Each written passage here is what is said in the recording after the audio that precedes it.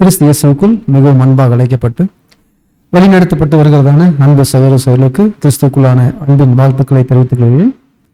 தேவனுடைய மிகுந்த இரக்கம் அவருடைய தயவினாலும் கூட இந்நாள் வரையிலும் நம்மை ஜீவனோடு காத்து ஆவிக்கேற்ற ஆகாரத்தை தந்து கிருபையாக நம்மை வழிநடத்தி வருகிறார்.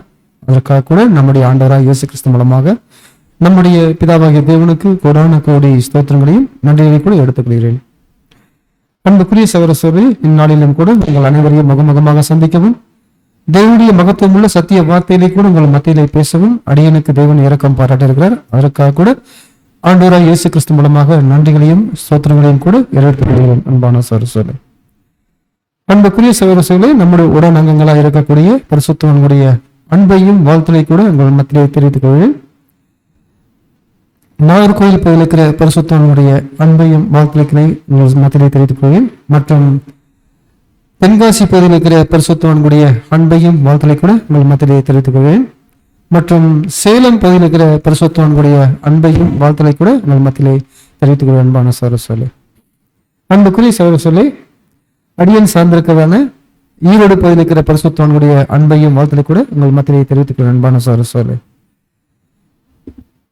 தேவனுடைய மிகுந்த கிருபையினாலும் அவருடைய இரக்கத்தினாலும் கூட இந்நாளிலும் கூட நாம பார்க்கக்கூடிய பாடத்தின் தலைப்பு மேசியாவின் ராஜ்யம் கண்ணுக்கு புலப்படாது.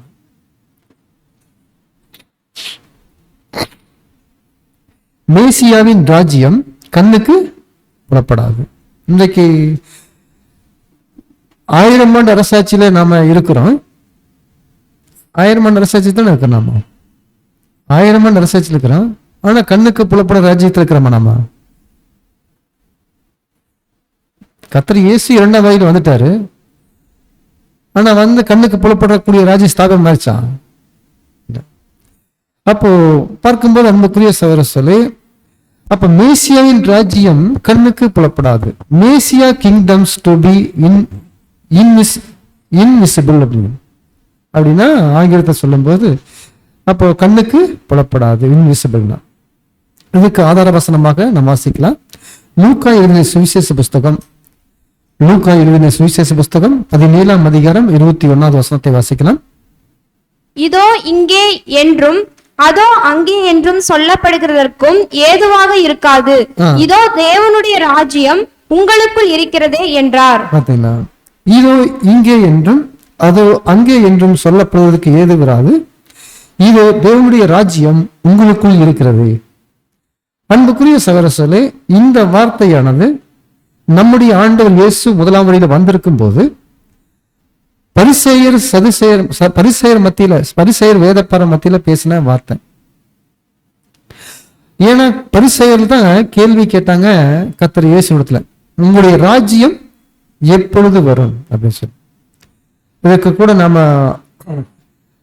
வசனங்கள் கூட வாசிக்கலாம். லூக்கா 17ஆம் அதிகாரம் 20 லூக்கா 17:20 37 வரைக்கும் வாசிங்க. தேவனுடைய ராஜ்யம் எப்பொழுது வரும் என்று பரிசேயர் அவரிடத்தில் கேட்ட பொழுது அவர்களுக்கு அவர் பிரதித்திரமாக, தேவனுடைய ராஜ்யம் பிரதேட்சமாய் வராது. இதோ இங்கே என்றும் அதோ அங்கே என்றும் சொல்லப்படுவதற்கும் ஏதுவா இராது. இதோ தேவனுடைய ராஜ்யம் உங்களுக்குள் இருக்கிறதே என்றார்.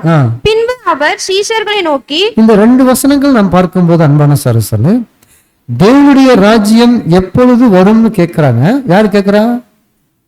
பரிசேயர் கேட்கிறாங்க. அப்ப பரிசேயர் கேட்கும் போது அன்பான சகோதரர்களே, அது கர்த்தர் இயேசுனுடைய பதில் ஏற்படுங்க, பிரதேட்சியமாய் வராது. அப்போ இதோ இங்கே என்றும் அதோ அங்கே என்றும் சொல்லப்படுவதற்கு ஏது விராது. அப்படி இந்த முதல் கேள்வியிலேயே அவர் என்ன பண்ணிட்டாங்க, அதுக்கு மேல அவங்களுக்கு பதில் சொல்லல. ஏன்னா பிரதேட்சியமாய் வராதுன்னு சொன்ன பின்னாடி அவங்க எதுவுமே கேட்கல. அப்படிங்கும்போது அன்பான சகோதரர்களே, அதுக்கப்புறம் யாரை நோக்கி தான் கர்த்தர் இயேசு இனி வரக்கூடிய காரியத்தை யாரை நோக்கி பேசிட்டு இருக்கிறார் அப்படின்னா சீசர்களை பார்த்து பேசுறார். வாசிங்க. பின்பு அவர் சீஷர்களை நோக்கி, மனுஷகுமாரனுடைய நாட்கள் ஒன்றை காண வேண்டும் என்று நீங்கள் ஆசைப்படும் காலம் வரும், ஆனாலும் அதை காண மாட்டீர்கள். இதோ இங்கே என்றும் அதோ அங்கே என்றும் சிலர் உங்களிடத்தில் சொல்லுவார்கள், நீங்களோ போகாமலும் பின்தொடராமலும் இருங்கள். மின்னல் வானத்தின் ஒரு திசையில் தோன்றி மறுதிசை வரைக்கும் பிரகாசிக்கிறது போல மனுஷகுமாரனும் தம்முடைய நாளிலே தோன்றுவார். அதற்கு முன்பு அவர் அநேகம் பாடுபட்டு இந்த சந்ததியினால் ஆகாதவன் என்று தள்ளப்பட வேண்டியதா இருக்கிறது. நோவாவின் நாட்களில் அப்ப இங்க ஒரு இந்த 3 வசனங்கள்ல நாம் பார்க்கும்போது இது எதை குறித்து பேசுறாருன்னா, கர்த்தர் இயேசு சீசர்களை பார்த்து பேசுறாரு, 2ஆம் வரிகளை குறித்து பேசுறாரு. கர்த்தர் இயேசு 2ஆம் வரியில வந்திருக்கும் போது அவர் எப்படி வருவார், அவர் எப்படி வருவார் அப்படிங்கறத குறித்து இங்க பேசுறாரு அன்பான சகோதரர்களே. அதனாலதான் எதுக்கு ஒப்பிட்டு சொல்றாருங்க, மின்னல் வானத்துல தோன்றி ஒரு திசையிலிருந்து மறுதிசை வரைக்கும் பிரகாசிக்கிறது போல மனுஷகுமாரனுடைய நாட்கள் இருக்கும். அப்படிங்கும்போது அன்பான சகோதரர்களே, இங்கே கர்த்தர் இயேசு 2ஆம் வரியில வந்திருக்கும் போது உங்களுக்கு சீசர்கள் மத்தியிலே கூட என்ன சொல்லுவாங்க, இதோ கர்த்தர் அங்க இருக்காரு, இதோ இங்க இருக்காருன்னு சொல்லுவாங்க. நீங்க என்ன பண்ணுங்க, விழிப்போடு இருங்க அப்படின்னு சொல்றாரு அன்பான சகோதரர்களே. அடுத்துதான் சொல்றாரு, எதுக்கு அடையாளமா சுட்டி காட்டாரு அப்படின்னு அன்பான சகோதரர்களே, கர்த்தர் இயேசு கிறிஸ்து 2ஆம் வரியில வந்த பின்பதாக சபை நிறைவடைந்த பின்பு நடக்கக்கூடிய ஒரு மகா உபத்திரவத்தை குறித்து அங்க கோடிட்டு காட்டுறாரு. அதாவது கர்த்தர் இயேசு 2ஆம் வரியில வந்து சரீரமாகிய சபையை அழைச்சிட்டு போன பின்னாடி பூமியில நடக்கக்கூடிய மகா உபத்திரவத்தை குறித்து அங்க சொல்றாரு. அதனால்தான் என்ன சொல்றாரு அப்படின்னா, நோவாவின் நாட்களில் நடந்தது போல மனுஷகுமாரன் வந்திருக்கும் நாட்களிலும் நடக்கும். வாசிங்க. நோவாவின் நாட்களில் நடந்தது போல மனுஷகுமாரனுடைய நாட்களில் நடக்கும். நோவா பேழைக்குள் பிரவேசித்த நாள் வரைக்கும் ஜனங்கள் புசித்து குடித்தார்கள், பெண் கொண்டு கொடுத்தார்கள். ஜலப்பிரளயம் வந்து எல்லாரையும் அழித்து போட்டது. லோத்தினுடைய நாட்களில் நடந்தது போலவும் நடக்கும். ஜனங்கள் புசித்தார்கள், குடித்தார்கள், கொண்டார்கள், விற்றார்கள், நட்டார்கள், கட்டினார்கள். லோத்து சோதோமை விட்டு புறப்பட்ட நாளிலே வானத்திலிருந்து அக்னியும் கந்தகமும் வருஷித்து எல்லாரையும் அழித்து போட்டது. மனுஷகுமாரன் வெளிப்படும் நாளிலும் அப்படியே நடக்கும். இங்க 2 அடையாளங்கள் பழைய ஏற்பாட்டிலிருந்து கோடிட்டு கர்த்தர் காட்டுறாரு. இந்த 2 அடையாளங்கள் எதை காட்டுறாருங்க, நோவாவின் நாட்களில் என்ன நடந்துச்சுன்னா, ஜலப்பிரளயம் வந்து உலகம், முதலாம் உலகம் என்ன ஆச்சுங்க, ஒரு நிறைவுக்கு வந்துச்சு, அழிவு வந்துச்சுங்களா. அதே போல நோவாவின் நாட்கள்ல வந்து ஒரு முதலாம் உலகம் அழிவுக்கு வந்துச்சு. அதே லோத்துடைய நாட்கள்ல என்ன சொல்றாருங்க, சோதோம் குமார பட்டணம் என்னாச்சு, ஒரு அழிவுக்கு வந்துச்சு. அப்ப இந்த 2 அடையாளங்களையும் சுட்டி காட்டும் போது கர்த்தர் இந்த பூமியில நடக்கக்கூடிய மகா உபத்திரவத்தினால இந்த பூமியில அழிய போற சம்பவத்தை குறித்து சுட்டி காட்டுறார். அன்பான சகோதரர் வாசிங்க. அந்த நாட்களிலே வீட்டின் மேல் இருப்பவன் வீட்டில் உள்ள தன் பண்டங்களை எடுத்து கொண்டு போக. வீட்டின் மேல் இருக்கிறவங்க என்ன பண்ணக்கூடாது, வீட்டுல உள்ள இருப்பாங்களா மேல இருப்பாங்களா, வீட்டுக்குள்ள இருக்கிறாங்க, ஆனா என்ன சொல்றாருங்க, வீட்டின் மேல் இருக்க சொல்றாரு. வீட்டின் மேல் இருக்கிறவங்க என்ன பண்ணக்கூடாது, வீட்டுக்குள்ள இருக்கிற பண்டத்தை பொருட்களை போய் எடுக்கிறதுக்கு கீழே இறங்கக்கூடாதுன்னு சொல்றாரு.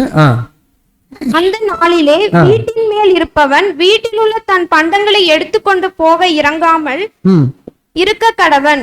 அப்படியே வயலில் இருக்கிறவன் பின்னிட்டு திரும்பாமலும் இருக்க கடவன். லோத்தின் மனைவியை நினைத்துக் கொள்ளுங்கள். தன் ஜீவனை ரட்சிக்க வகை தேடுகிறவன் அதை இழந்து போவான், இழந்து போகிறவன் அதை உயிர்ப்பித்துக் கொள்ளுவான். அந்த ராத்திரியில் ஒரே படுக்கையில் படுத்திருக்கிற 2 பேரில் ஒருவன் ஏற்றுக்கொள்ளப்படுவான், மற்றவன் கைவிடப்படுவான். திருடி திரிக்கிற 2 ஸ்திரீகளில் ஒருத்தி ஏற்றுக்கொள்ளப்படுவாள், மற்றவன் கைவிடப்படுவாள். வயலில் இருக்கிற 2 பேரில் ஒருவன் ஏற்றுக்கொள்ளப்படுவான், மற்றவன் கைவிடப்படுவான் என்று உங்களுக்கு சொல்லுகிறேன் என்றார். அப்ப பாருங்க, இங்க கர்த்தர் இயேசு 2ஆம் வரியில வந்திருக்கும் போது நடக்கக்கூடிய சம்பவத்தை குறித்து தான் இங்க பேசிட்டு இருக்காரு அன்பான சார். அப்ப கர்த்தர் இயேசு 2ஆம் வரியில வந்திருக்கும் போது கண்ணுக்கு தெரியாத ராஜ்யம், அதாவது மேசியாவின் ராஜ்யம் கண்ணுக்கு புலப்படாது. மேசியாவின் ராஜ்யம் எப்பதான் கண்ணுக்கு புலப்படும், மேசியாவின் ராஜ்யம் எப்ப கண்ணுக்கு புலப்படும், பூமியில ஒரு அழிவு நடக்கும். அந்த அழிவு நடந்த பின்னாடி தான் என்ன பண்ணுங்க, கண்ணுக்கு புலப்படும். சளி பிடிச்சிக்கிச்சு, அதனால திடீர்னு நைட்ல இருந்து சளி பிடிச்சிச்சு. அப்ப பாருங்க அன்பான சகோதரர்களே, அப்ப மேசியாவின் ராஜ்யம் கண்ணுக்கு புலப்படாது அப்படிங்கும் போது, அப்போ கர்த்தர் இயேசு முதலாம் வரியில வந்திருக்கும் போது அன்பான சகோதரர்களே, கர்த்தர் இயேசு முதலாம் வரியில வந்திருக்கும் போது கர்த்தர் இயேசுவை தான் ராஜாவாக இஸ்ரேலில் இருந்த யூத ஜனங்கள் நினைச்சிட்டு இருந்தாங்க.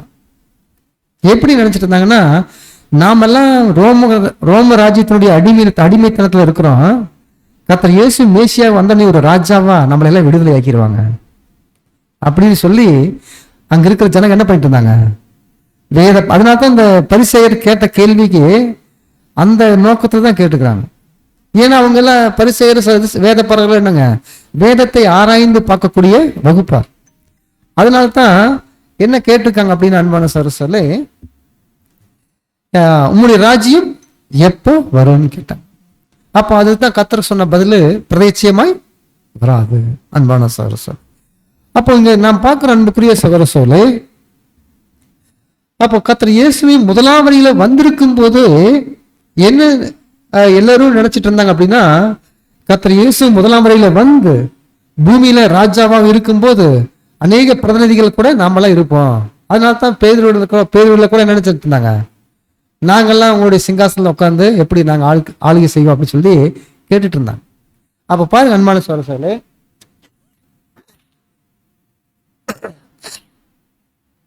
அப்ப இங்க நடக்கக்கூடிய சம்பவத்தை குறித்து நாம் பார்க்கும்போது, ஏன் கர்த்தர் இயேசு முதலாம் வரியில வந்திருக்கும் போதே ராஜாவாக அவங்க நினைச்சிட்டாங்க அப்படின்னா, ஒரு விடுதலை கிடைக்கும், மேசியா வந்தோடனே நமக்கெல்லாம் ஒரு விடுதலை கிடைக்கும் அப்படிங்கிற ஒரு எண்ணத்துல தான் அவங்க எல்லாம் இருந்தாங்க. அதனால்தான் நம்ம ஒரு வசனம் கூட நம்ம வாசிக்கலாம்.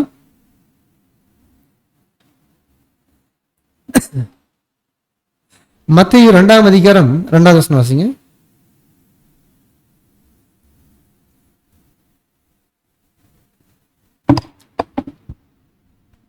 நீ யூதருக்கு ராஜாவாக பிறந்திருக்கிறவர் எங்கே?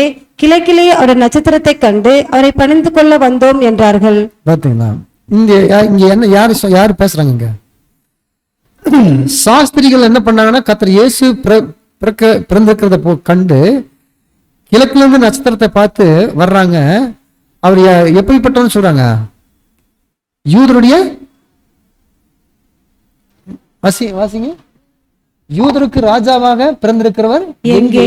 கிழக்கிலே அவருடைய நட்சத்திரத்தை கண்டு அவரை பணிந்து கொள்ள வந்தோம் சொல்றாங்க. அப்போ கர்த்தர் இயேசு பூமியில பிறக்கும் போதே ஒரு ராஜாவாக பிறந்திருக்கிறாருங்கிறத அவங்க என்ன பண்ணாங்க, வேதத்தை ஆராய்ந்து பார்க்கிறாங்க அன்பான சகோதரர்களே. அதனால்தான் யோவான் ஸ்நானகன் கூட என்ன பண்ணிட்டார் அப்படின்னா, கர்த்தர் இயேசு தான் மேசியாவாக வந்து இந்த பூமியில ராஜ்யம் ஸ்தாபிப்பார் அப்படிங்கிறது யோவான் ஸ்நானகன் கூட நினைச்சிட்டு இருந்தாரு. ஏன்னா கர்த்தர் இயேசுவை குறித்து யோவான் ஸ்நானகன் சொல்லும் போது எப்படிலாம் சொன்னார் அப்படின்னா, அந்த ஸ்லைடு போடுங்க.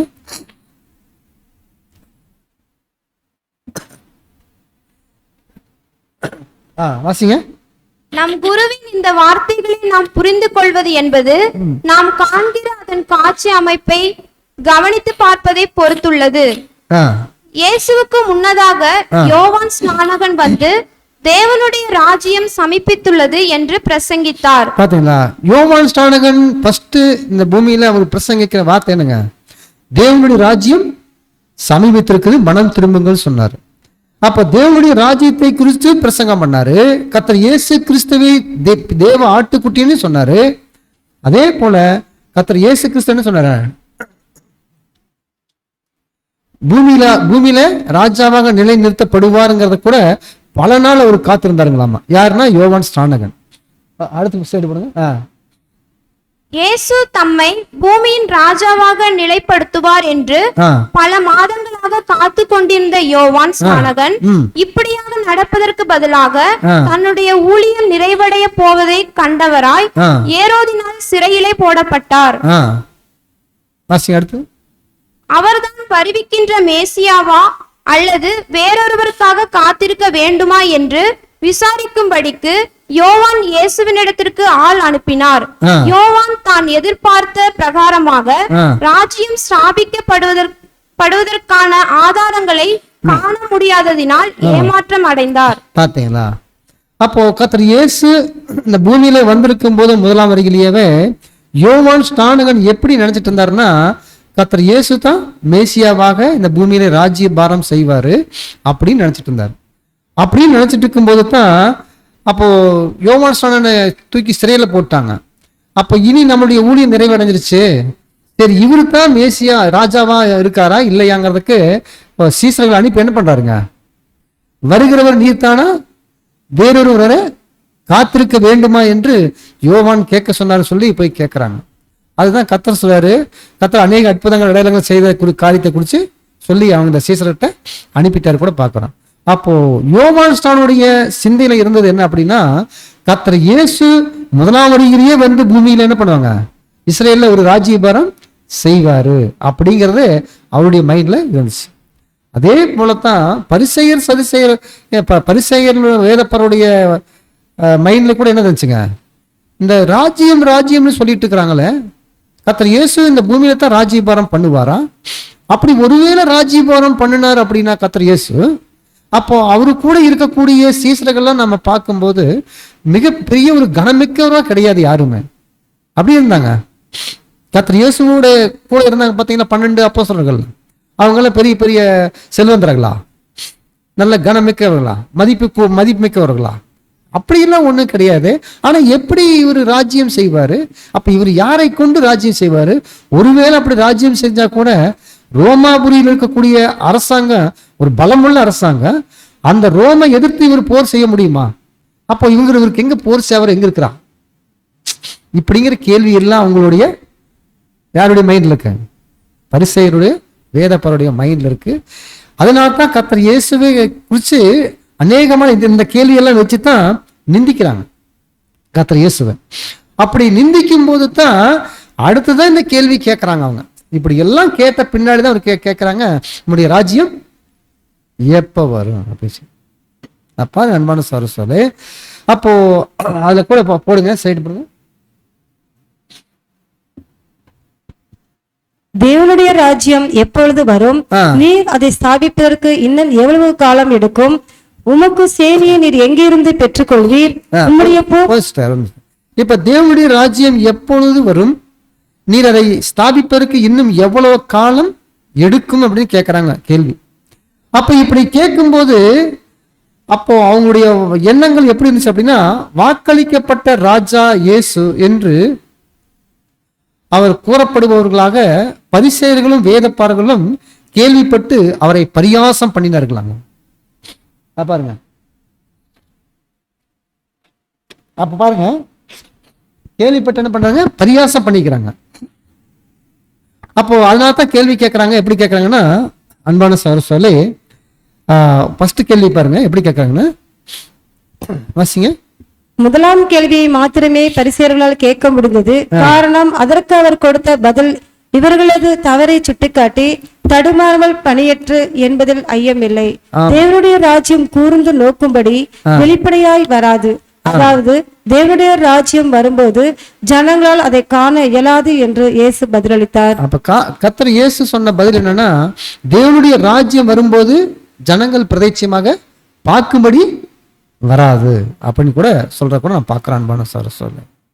அப்போ தேவனுடைய ராஜ்யம் எப்படி ஸ்தாபிக்கும் அப்படின்னு பார்க்கும்போது இந்த வசனமானது, அதாவது தேவனுடைய ராஜ்யம் உங்களுக்குள்ளே இருக்கிறதே அப்படின்னு சொன்னார் பாத்தீங்களா, அந்த வசனம் நம்ம பைபிள் இருக்கக்கூடிய வசனம் இது தவறா மொழிபெயர்த்திருக்கிறாங்க. நமக்கு அது சரி பண்ணிக்கொண்டாம, ஏன்னா வேத ஆராய்ச்சியில நாம போய் பார்க்கும்போது, மூலப்பிரதைகள்ல நாம் போய் பார்க்கும்போது தேவனுடைய ராஜ்யம் உங்கள் நடுவில் இருக்கிறதே அப்படிங்கிற வார்த்தை தான் வந்திருக்கணும். ஆனா இது பரிசேயர் சதிசேயர்களுக்காக வேண்டிய அவங்கள ராஜ்யபாரம் செய்யற மாதிரி அவங்க என்ன போயிட்டாங்க, பரிசேயர்ல பார்த்து கர்த்தர் சொன்ன மாதிரி ஆயிடுச்சு. அப்படித்தான் இருக்குங்க. தேவனுடைய ராஜ்யம் உங்களுக்குள் இருக்கிறதே அப்படி சொன்னா என்ன அர்த்தங்க, அப்போ அவங்க தான் ராஜ்யம் செய்யற மாதிரி அந்த வசனம் இருக்கா இல்லைங்களா? அப்ப அப்படி இல்லை அன்பான சகோதரர். அப்போ இங்க மூலப்பிரதிகளை போய் நம்ம ஆராய்ஞ்சு பார்த்தோம் அப்படின்னா அது அப்படி இல்லை அன்பான சகோதரர். வசனம் வாசிங்க, லூக்கா 17:21. தேவனுடைய ராஜ்யம் எப்பொழுது வரும் என்று பரிசேயர் அவரிடத்தில் கேட்ட பொழுது அவர்களுக்கு அவர் பிரதியுத்தரமாக, தேவனுடைய ராஜ்யம் பிரதேச்சமாய் வராது. பாத்தீங்களா? தேவனுடைய ராஜ்யம் பிரதேச்சமாய் வராது. இதோ இங்கே என்றும் அதோ அங்கே என்றும் சொல்லப்படுகிறதற்கும் ஏதுவிராது. இதோ தேவனுடைய ராஜ்யம் உங்களுக்குள் இருக்கிறதே என்றார். இந்த வசனமானது, இந்த வார்த்தையானது தேவனுடைய ராஜ்யம் உங்களுக்குள் இருக்கிறதே என்றார். இந்த வார்த்தையானது மொழிபெயர்ப்பு சரியில்லாத ஒரு மொழிபெயர்ப்பு. அதுதான் அடுத்த ஸ்லைட்ல பாருங்க. 7ஆம் தூதன் அவர் ரைட்டிங்ஸ் எப்படி சொல்றாரு பாருங்க. இயேசுவால் மாய்மாலக்காரர்கள் என்றும் வெள்ளையடிக்கப்பட்ட கல்லறைகள் என்றும் சொல்லப்பட்ட பரிசேயர்களுக்குள் தேவனுடைய ராஜ்யம் இருக்கின்றது என்று மொழிபெயர்ப்பதில் இருந்து தங்களை காத்து கொண்டிருந்திருப்பார்கள். பாத்தீங்களா? கர்த்தர் இயேசுவே சொல்றாங்க. எப்படி சொல்றாங்க? பரிசேயர் வேதப்பாறைகளை குறித்து வெள்ளையடிக்கப்பட்ட கல்லறைன்னு சொல்றாங்க. அப்ப வெள்ளையடிக்கப்பட்ட கல்லறைன்னு சொல்லப்பட்டவங்களுக்குள்ளாக தேவனுடைய ராஜ்யம் உங்களுக்குள் இருக்குதுங்கிற சொல்றதை குறித்து இதை அவங்க என்ன பண்றாங்க? காத்து கொண்டிருப்பாங்க. அப்போ நாமத்தான் தேவனுடைய ராஜ்யம் அப்படின்னு சொல்லி அவங்களுக்குள்ளாக அதை நினைச்சாங்க. ஆனா மூலப்பிரதி எப்படி இருக்கு பாருங்க. மூலப்பிரதியிலிருந்து கவனமாக ஆய்வு செய்யும் போது தேவனுடைய ராஜ்யம் உங்கள் நடுவில் இருக்கிறதே என்பதே சரியான மொழிபெயர்ப்பாகும். பாத்தீங்களா? சரியான மொழிபெயர்ப்பு என்ன அப்படின்னா, தேவனுடைய ராஜ்யம் உங்கள் நடுவில் இருக்கிறதே என்பதே சரியான மொழிபெயர்ப்பு அன்பான சகோதரர். அப்போ யோவான் ஸ்நானகன் கூட கர்த்தர் இயேசுவை குறித்து பார்க்கும்போது அவர் கர்த்தர் இயேசுவுக்கு ஞானஸ்தானம் கொடுக்கறதுக்கு முன்னாடி அவர் சொன்ன வார்த்தை பார்க்கும்போது யோவான் 1:26 வாசிங்க. யோவான் அவர்களுக்கு பிரதியுத்தரமாக, நான் ஜலத்தினால் ஞானஸ்தானம் கொடுக்கிறேன், நீங்கள் அறியாதிருக்கிற ஒருவர் உங்கள் நடுவில் இருக்கிறார். பார்த்தீங்களா? யோவான் அவர்களுக்கு பிரதியுத்தரமாக, நான் ஜலத்தினாலே ஞானஸ்தானம் கொடுக்கிறேன், நீங்கள் அறியாதிருக்கிற ஒருவர் உங்கள் நடுவில் நிற்கிறார். அப்போ உங்கள் நடுவில் நிக்கிற இப்ப யாரு? அப்ப ராஜாவா யார் நிக்கிறா? இப்ப புரிஞ்சுதுங்களா? அப்போ ராஜாவா நிக்கிறது யாருன்னா கர்த்தர் இயேசு முதலாவது வந்திருக்கும் போது அவங்க மடியில் நம் நடுவில் நிக்கிறது யாருங்க? ராஜா. அப்ப ராஜ்யம் ஸ்தாபனம் பண்றதுக்கு ராஜா ஒரு பிரதிநிதியா நிக்கிறார் அப்படின்னா அப்ப முதலாம் வருகிலேயே கர்த்தர் இயேசு ராஜாவாக வந்திருக்கிறாரு அன்பான சகோதரர். ஆனா ராஜாவாக வந்திருக்கிறார் அப்படின்னா பரலோக ராஜ்யம் ஸ்தாபிக்கப்படுறதுக்கு முன்னாடியவே கருநிலையில அங்க ஞானஸ்தான உடன்படிக்கை எடுத்த உடனேயுமே ராஜா, அதாவது 1000 ஆண்டு அரசாட்சிக்கு ராஜாவாக இருக்கக்கூடிய வகுப்பாராக கர்த்தர் இயேசு எங்க இருக்காருங்க? இங்க பூமியில இருக்கிறத கூட நம்ம பார்க்கிறோம் அன்பான சகோதரர். வாசிங்க. ஒரு ராஜ்யமானது அதன் ராஜாவினால் பிரதிநிதித்துவப்படுகிறதா இருக்கிறது. இயேசு ஒரு ராஜாவாக இவர்கள் நடுவில் காணப்பட்டார். இயேசு ஒரு ராஜாவாக இவர்கள் நடுவில் காணப்பட்டார். இவர்களோ அவரை அடையாளம் கண்டுகொள்ளவில்லை. நீங்கள் அறியாதிருக்கிற ஒருவர் உங்கள் நடுவில் நிற்கிறார்னு சொன்னார். அப்போ இஸ்ரேல் ஜனங்கள் மத்தியில கர்த்தர் இயேசு வந்திருக்கும் போது ராஜாவாகத்தான் வந்தாரு. ஆனா இஸ்ரேல் ஜனங்கள் அவங்க தெரிஞ்சுதான் கர்த்தர் இயேசு ராஜாவாக இருக்கிறார் அப்படிங்கிறது தெரிஞ்சுதா? கிடையாது. அப்ப பாருங்க அன்பான சகோதரர்களே, எப்படி இஸ்ரேல் ஜனங்களுக்கு கர்த்தர் இயேசு ராஜாவாக இருக்கிறது தெரியவில்லையோ அதே போலத்தான் இன்றைக்கு கூட தேவனுடைய பிள்ளைகளா இருக்கக்கூடிய இந்த சபை வகுப்பாராக இந்த பூமியில நாம் வாழும்போது இந்த உலக ஜனங்களுக்கு நாம தேவனுடைய பிள்ளைகளாக நாம் இந்த பூமியில நாம் வாழ்ந்துட்டு இருந்து இருக்கிறத அவங்களுக்கு தெரியுமா? தெரியாது. ஏன்னா தேவனுடைய பிள்ளைகளா இருக்கிறீங்க தான் 1000 ஆண்டு அரசாட்சியில 1,44,000 பேர் சபை வகுப்பாராக இருந்து பூமி முழுவதும் ஆட்சி செய்வாங்க இல்லைங்களா? அப்போ அவங்க தான் ஆட்சி செய்யறத குறித்து இந்த உலக ஜனங்கள் தெரியுமா? தெரியாது அன்பான சகோதரர். வாசிங்க அடுத்து. இப்படியாகவே சுவிசேஷ யுகம் முழுவதிலும் கிறிஸ்துவின் சபையாகிய அவருடைய சரீரமானது உலகத்தினால் அடையாளம் கொள்ளப்படவில்லை. ஆமா சார். அப்போ எப்படி கர்த்தர் இயேசுவை பூமியில முதலாவது வந்திருக்கும் போது இஸ்ரேல் ஜனங்கள் அடையாளம் கண்டு கொள்ளப்படவில்லையோ, அதே போலத்தான் இன்றைக்கு நம்மை கூட இந்த பூமியில நாம் வாழ்ந்துட்டு இருக்கிறோம். தேவனோடு நல்மனசாட்சி உடன்படிக்கை செய்து ஆவியினால ஜனிப்பிக்கப்பட்டு ஆவிக்குரிய ஜீவியத்தில் நாம் வாழ்ந்துட்டு இருக்கும் போது, ஆவிக்குரிய வாழ்க்கையை நாம் வாழ்ந்துட்டு இருக்கும் போது, பூமியில அந்த பரலோக ஆசீர்வாதத்தை பெற்றுக்கொண்டு கொள்றதுக்காக நாம் வாழ்ந்துட்டு இருக்கும் போது, உலக ஜனங்களுக்கு தெரியுங்களா நம்மள இவங்க தேவனுடைய பிள்ளைகள் அப்படின்னு தெரியுங்களா? கர்த்தர் இயேசு கிறிஸ்துவோட உடன் அங்கங்கள் ஆகக்கூடியங்க அப்படின்னு தெரியுமா? லட்சத்தி நாம் இவங்க தான் பரலோக ராஜ்யத்துல போய் உலகத்தையும் ஆளுகை செய்யக்கூடியங்க அப்படின்னு தெரியுங்களா?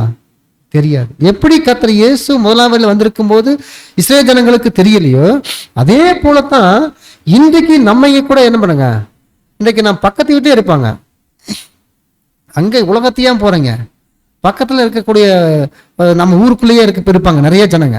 ஆனா நாம் வாழக்கூடிய வாழ்க்கை அவங்களுக்கு எப்படி தெரியுங்க?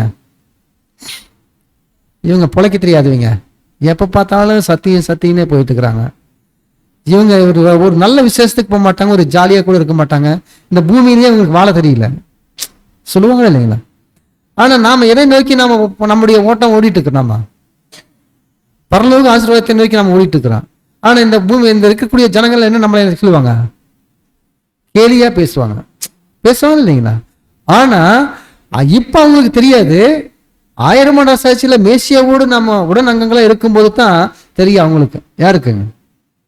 இந்த பூமியில இருக்கக்கூடிய ஜனங்களுக்கு, அன்பான சகோதரர். அப்ப அதனால தான் சொல்ல, உலகம் அவரை அறியாதபடினாலே நம்மையும் அறியவில்லை. அப்போ உலகத்துல கர்த்தர் இயேசு இருக்கும்போது எப்படி ஜனங்களால அறிஞ்சு கொள்ள முடியலையோ, அதே போலத்தான் நாம கூட இந்த பூமியில வாழும் நாட்கள்ல நம்மளையும் ஜனங்களை என்ன பண்ண முடியாதுங்க, அறிஞ்சு கொள்ள முடியாது. ஏன்னா நம்முடைய வாழ்க்கை எப்படிப்பட்ட ஒரு வாழ்க்கை இருக்கணும், நாம கிறிஸ்துவை போல வாழணுங்கிறதுக்காகத்தான் நம்ம இந்த அழைப்புக்குள்ளேயே வந்திருக்கிறோம். ஒவ்வொருவரும் கிறிஸ்துடைய சாயலை அடையணுங்கிற நோக்கத்தை தான் இந்த அழைப்புக்குள்ளேயே நம்ம வந்திருக்கிறோம். தேவனே அந்த நோக்கத்துக்காக தான் நம்மளை என்ன பண்ணிக்காருங்க, அழைச்சிருக்காரு. அன்பான சகோதர சொல்லு. அப்போ நாம எப்படி இருக்கணும் அப்படின்னா, தேவனுடைய பிள்ளைகள்ங்கிற இந்த ஆசீர்வாதத்தை நம்ம சுதந்திரிச்சு கொள்ளக்கூடியவர்களாகவே இருக்கணும், நாம வாழணும். அன்பான சகோதர சொல்லு. வசனம் வாசிக்கலாம். 1 யோவான் 3ஆம் அதிகாரம் 1ஆவது வசனம் வாசிங்க. நாம் தேவனுடைய பிள்ளைகள் என்று அழைக்கப்படுவதினாலே பிதாவானவர் நமக்கு பாராட்டின அன்பு எவ்வளவு பெரிதென்று பாருங்கள்.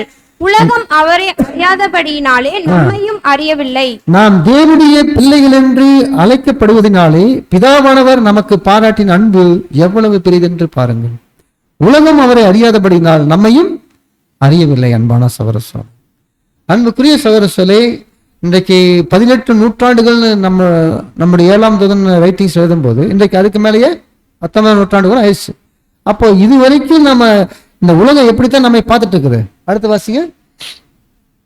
இது 18 நூற்றாண்டுகளாக உண்மையா இருந்து வருகின்றது. ஆனால் மாம்சத்தில் காணப்பட்ட கிறிஸ்துவும் சபையும் வேதாகமம் வாக்களிக்கிற பிரகாரமான வல்லமையிலும் மகா மகிமையிலுமான ராஜ்யம் என்ற விதத்தில் முழுமையான தேவனுடைய ராஜ்யமாக காணப்படவில்லை. கிறிஸ்துவும் சபையும் அப்போது தொடக்க நிலையில் உள்ள ராஜ்யமாக, கருநிலையிலான ராஜ்யமாக, தேவனுடைய ஏற்ற வேளையில் அதிகாரத்தில் அமர்த்தப்படுவதற்கென ஆயத்தமாகி கொண்டிருக்கும். பாருங்க, ஏற்ற வேளையில தேவனுடைய ராஜ்யத்துல அதிகாரத்துல அமர்த்தப்படுவதற்காக இப்பொழுது என்ன பண்ணுங்க, கரு நிலையில தொடக்க நிலையில நாம இருக்கிறோம். அப்ப பாருங்க அன்பான சகோதரர்களே, அப்போ இந்த பூமியில ஒரு ராஜ்ய வகுப்பாராக வாழ்ந்துட்டு இருக்கும் போது அவங்க எப்படிப்பட்ட நிலையில இருக்கிறாங்க, கரு நிலையில இருக்கும்போது ஏற்ற வேளையில அதிகாரத்தை அமர்த்தப்படுவதற்காக ஆயத்தமாகி கொண்டு இருக்கிறோம். அன்பான சகோதரர்களே, அப்போ ராஜ்ய வகுப்பாராக காணப்படுவர்கள் அந்த ஏற்ற வேலையானது இப்பொழுது அண்மையில் இருக்கிறது. ஏன்னா நாம இன்றைக்கு என்ன பண்றோங்க, இந்த சுவிசேஷ காலத்தினுடைய எண்டில் இருக்கிறோம் நாம. ஏன்னா இந்த சுவிசேஷ காலப்பகுதியில கடைசி பாதங்கங்களா இருக்கும்போது நமக்கு ஒரு இணை பொழுதுல என்ன ஆகுங்க, நாம மறுரூபமாவோம். மறிச்சோம்னா அடுத்த செகண்ட் என்ன ஆயிடுவாங்க, மறுரூபமாகி நாம கிறிஸ்துவுடனே கூட மனவாட்டி வகுப்பாராக ஆகும். ஆனா அதுக்கு முன்னாடி இருந்த அப்போஸ்தலர்கள் என்ன பண்ணாங்க? மரிச்சு நித்திரையில் இருந்தாங்க. கர்த்தர் இயேசு 2ஆம் வேளையில வந்து தான் அவர் உயிரோடு எழுப்பினாரு. அப்படிங்கும்போது நமக்கு அப்படி இல்லை. நமக்கு ஆசீர்வாதம் எப்படிப்பட்ட ஆசீர்வாதம்? இமைப்பொழுதுல நம்ம மறுரூபமாவோம் அன்பான சகோதர. அப்போ நாம ஆவிக்குரிய நாம ஆவிக்குரிய வகுப்பாராக நாம ஒவ்வொருவரும் கூட ஆகிறதுக்காகத்தான் இங்க கருநிலையில நாம இருக்கிறோம் அன்பான சகோதர. வாசிங்க அடுத்து.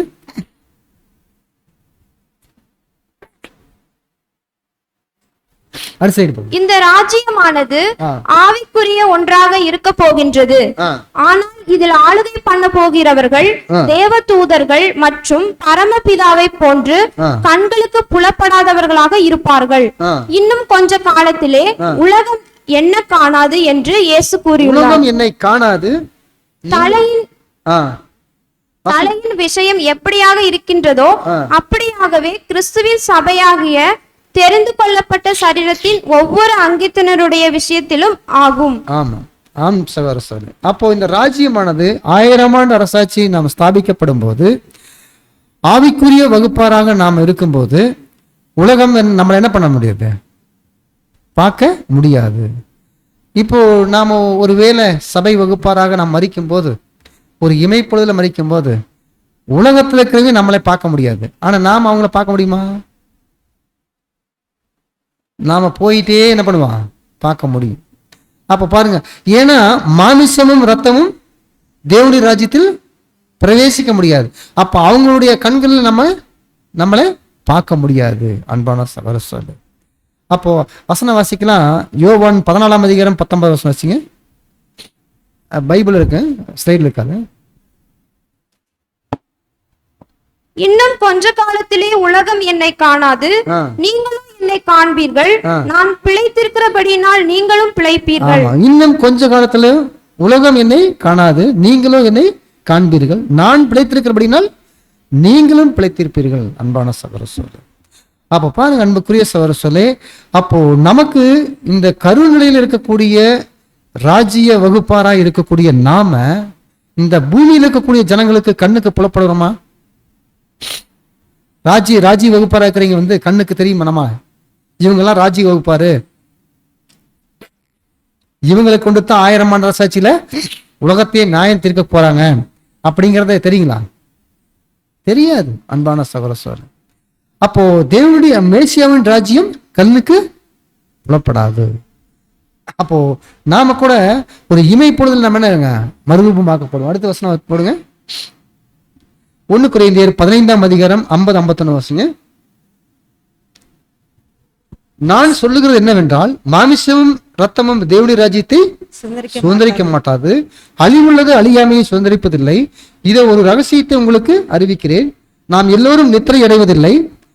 ஆயினும் கடைசி எக்காலம் துணிக்கும் போது ஒரு நிமிஷத்திலே ஒரு இமைப்பொழுதிலே நாம் எல்லோரும் மறுரூபமாக்கப்படுவோம். அப்போ ஒரு நிமிஷத்துல ஒரு இமைப்பொழுதுல நாம எப்போ மரிக்கிறோமோ அந்த ஃபிராக்ஸ் ஆஃப் செகண்ட்ல என்ன பண்ணுவாங்க? நாம மறுரூபம் ஆக்கப்படுவோம் அன்பான சகோதர. அப்போ அடுத்த சைடு பண்ணுங்க.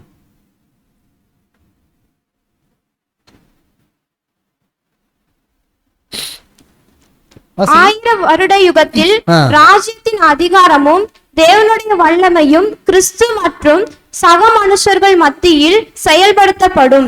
சபை நிறைவடைந்த பின்பதாக இங்க சொல்லப்பட்ட இந்த பகுதியானது 1000 வருட அரசாட்சியில 1000 வருட யுகத்துல ராஜ்யத்தின் அதிகாரமும் தேவனுடைய வல்லமையும் கிறிஸ்து மற்றும் சக மனுஷர்கள் மத்தியில செயல்படும். அப்படின்னா பிதாவாகிய தேவனுடைய வல்லமை கிறிஸ்து மற்றும் சபை வகுப்பார் மூலமாகத்தான் சகல ஜனங்களுக்கு ஆசீர்வாதங்கள் வரும் அன்பான சகோதரர்.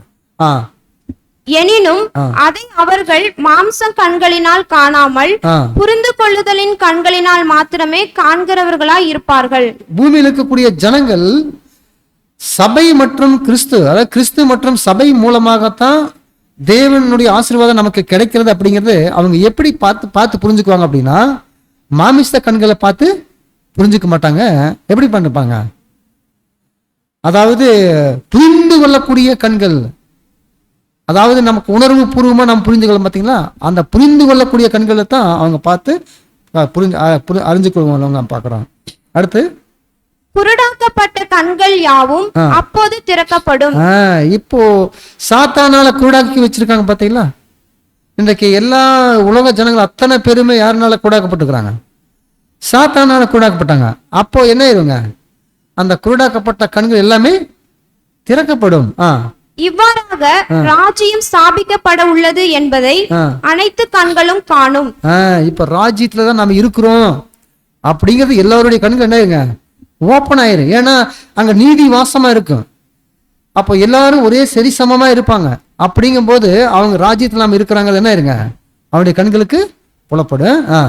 இன்னுமாக பாடுகள் பட்டவராகிய அவர் தம்முடைய மகிமையில் பிரவேசித்துள்ளார் என்பதையும் அவருடைய மனவாட்டியாகிய சபை அவரோடு கூட மகிமையில் காணப்படுகிறார்கள் என்பதையும் கிறிஸ்து மற்றும் சபை மூலமாகவே 1000 வருட அரசாட்சியின் ஆசீர்வாதம் தங்களுக்கு வருகின்றது என்பதையும் அனைவரும் புரிந்து கொள்ளுவார்கள்.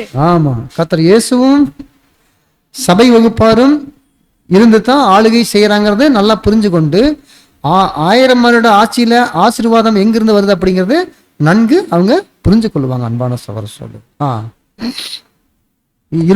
வெளிப்படுத்தல் 20ஆம் அதிகாரம் 6வது வசனம். முதலாம் உயிர்த்தெழுதலுக்கு பங்குள்ளவன் பாக்கியவானும் பரிசுத்தவானுமாய் இருக்கிறான். இவர்கள் மேல் 2ஆம் மரணத்திற்கு அதிகாரம் இல்லை. ஆமா, சபை வகுப்பார் குறித்து நாம் பார்க்கும்போது அன்பான சகோதர சொல்லு, முதலாம் உயிர்த்தெழுதலுக்கு பங்குள்ளவனும் பரிசுத்தவானுமாய் இருக்கிறாங்க. இவர்கள் மேல 2ஆம் மரணத்திற்கு அதிகாரம் இல்லை. யார் ஒருவர் சபை வகுப்பாராக கிறிஸ்துவுடனே கூட உடன் அங்கங்கள் ஆகிறாங்களோ அவங்களுக்கு 2ஆம் மரணத்திற்கு அதிகாரம் இல்லை. அன்பான சகோதர, இவர்கள் தேவனுக்கும் கிறிஸ்துவுக்கும் முன்பாக எப்படி இருப்பாங்க? ஆசாரியர்களும் ராஜாக்களுமா இருப்பாங்க. அன்பான சகோதர சொல்லு. அப்போ இப்படிப்பட்ட ஒரு ஆசீர்வாதத்துக்குள்ளாக சபை என்ன பண்ணுங்க? இந்த பூமியில வாழ்ந்துட்டு இருக்கிறோம் நாம எல்லாருமே. ஆனா இந்த பூமியில வாழும் நாட்கள்ல கண்ணுக்கு தெரியாது, ராஜ்ய வகுப்பார் தான் வாழ்றாங்க அப்படிங்கறது யாருக்காவது தெரியுமா? இப்போ ராஜ்ய வகுப்பார்ல எங்கெங்கெல்லாம் வாழ்ந்துட்டு இருக்கிறாங்க அப்படின்னு கேட்டா தமிழ்நாடு முழுசும் இருக்காங்க, அப்புறம் கர்நாடகாவில் இருக்கிறாங்க, அப்புறம் கேரளாவில் இருக்கிறாங்க. அப்படியெல்லாம் என்ன பண்ணலாங்க? இப்போ எங்கெங்கெல்லாம் தேவனுடைய சபை வகுப்பார் சபை நடக்குதோ, இந்த உண்மை சத்தியத்துக்குள்ளான சபை நடக்குதோ அங்கெல்லாம் எங்க இருக்காங்க?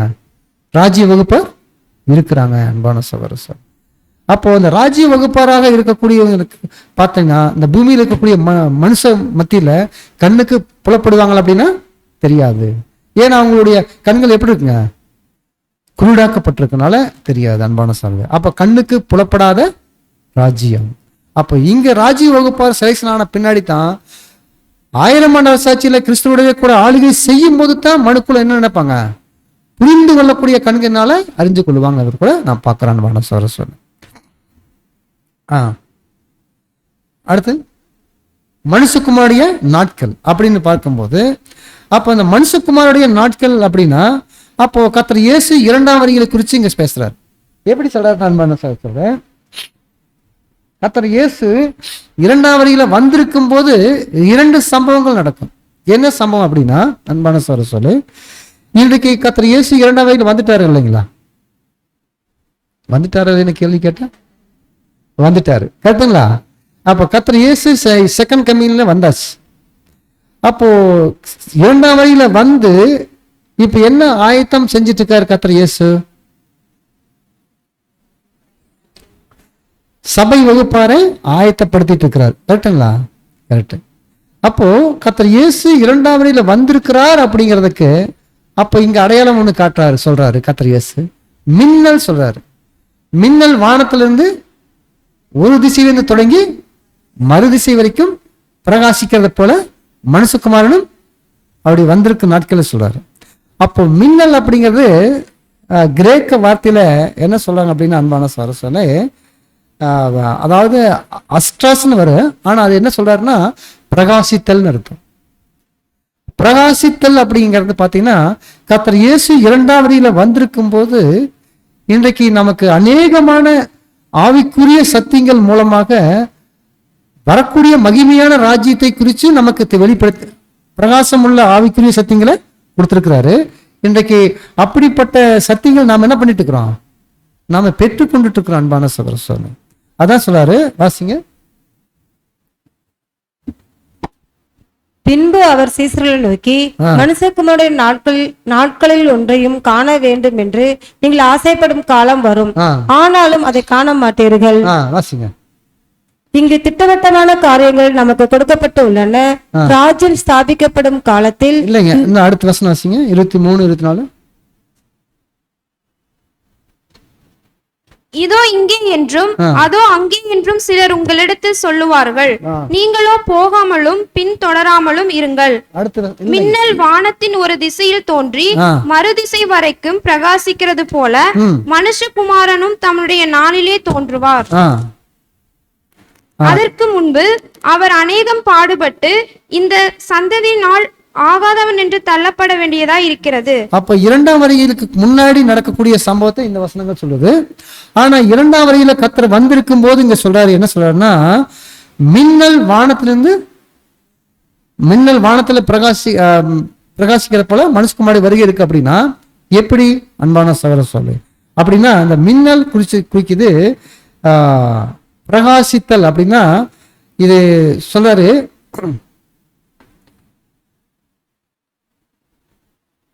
கர்த்தர் இயேசு வந்து சொல்லும் போது எப்படி சொல்றாருன்னா, இந்த மின்னல் எப்படி வருங்க, ஒரு திசை தொடங்கி மறுதிசை வரைக்கும் வரும்.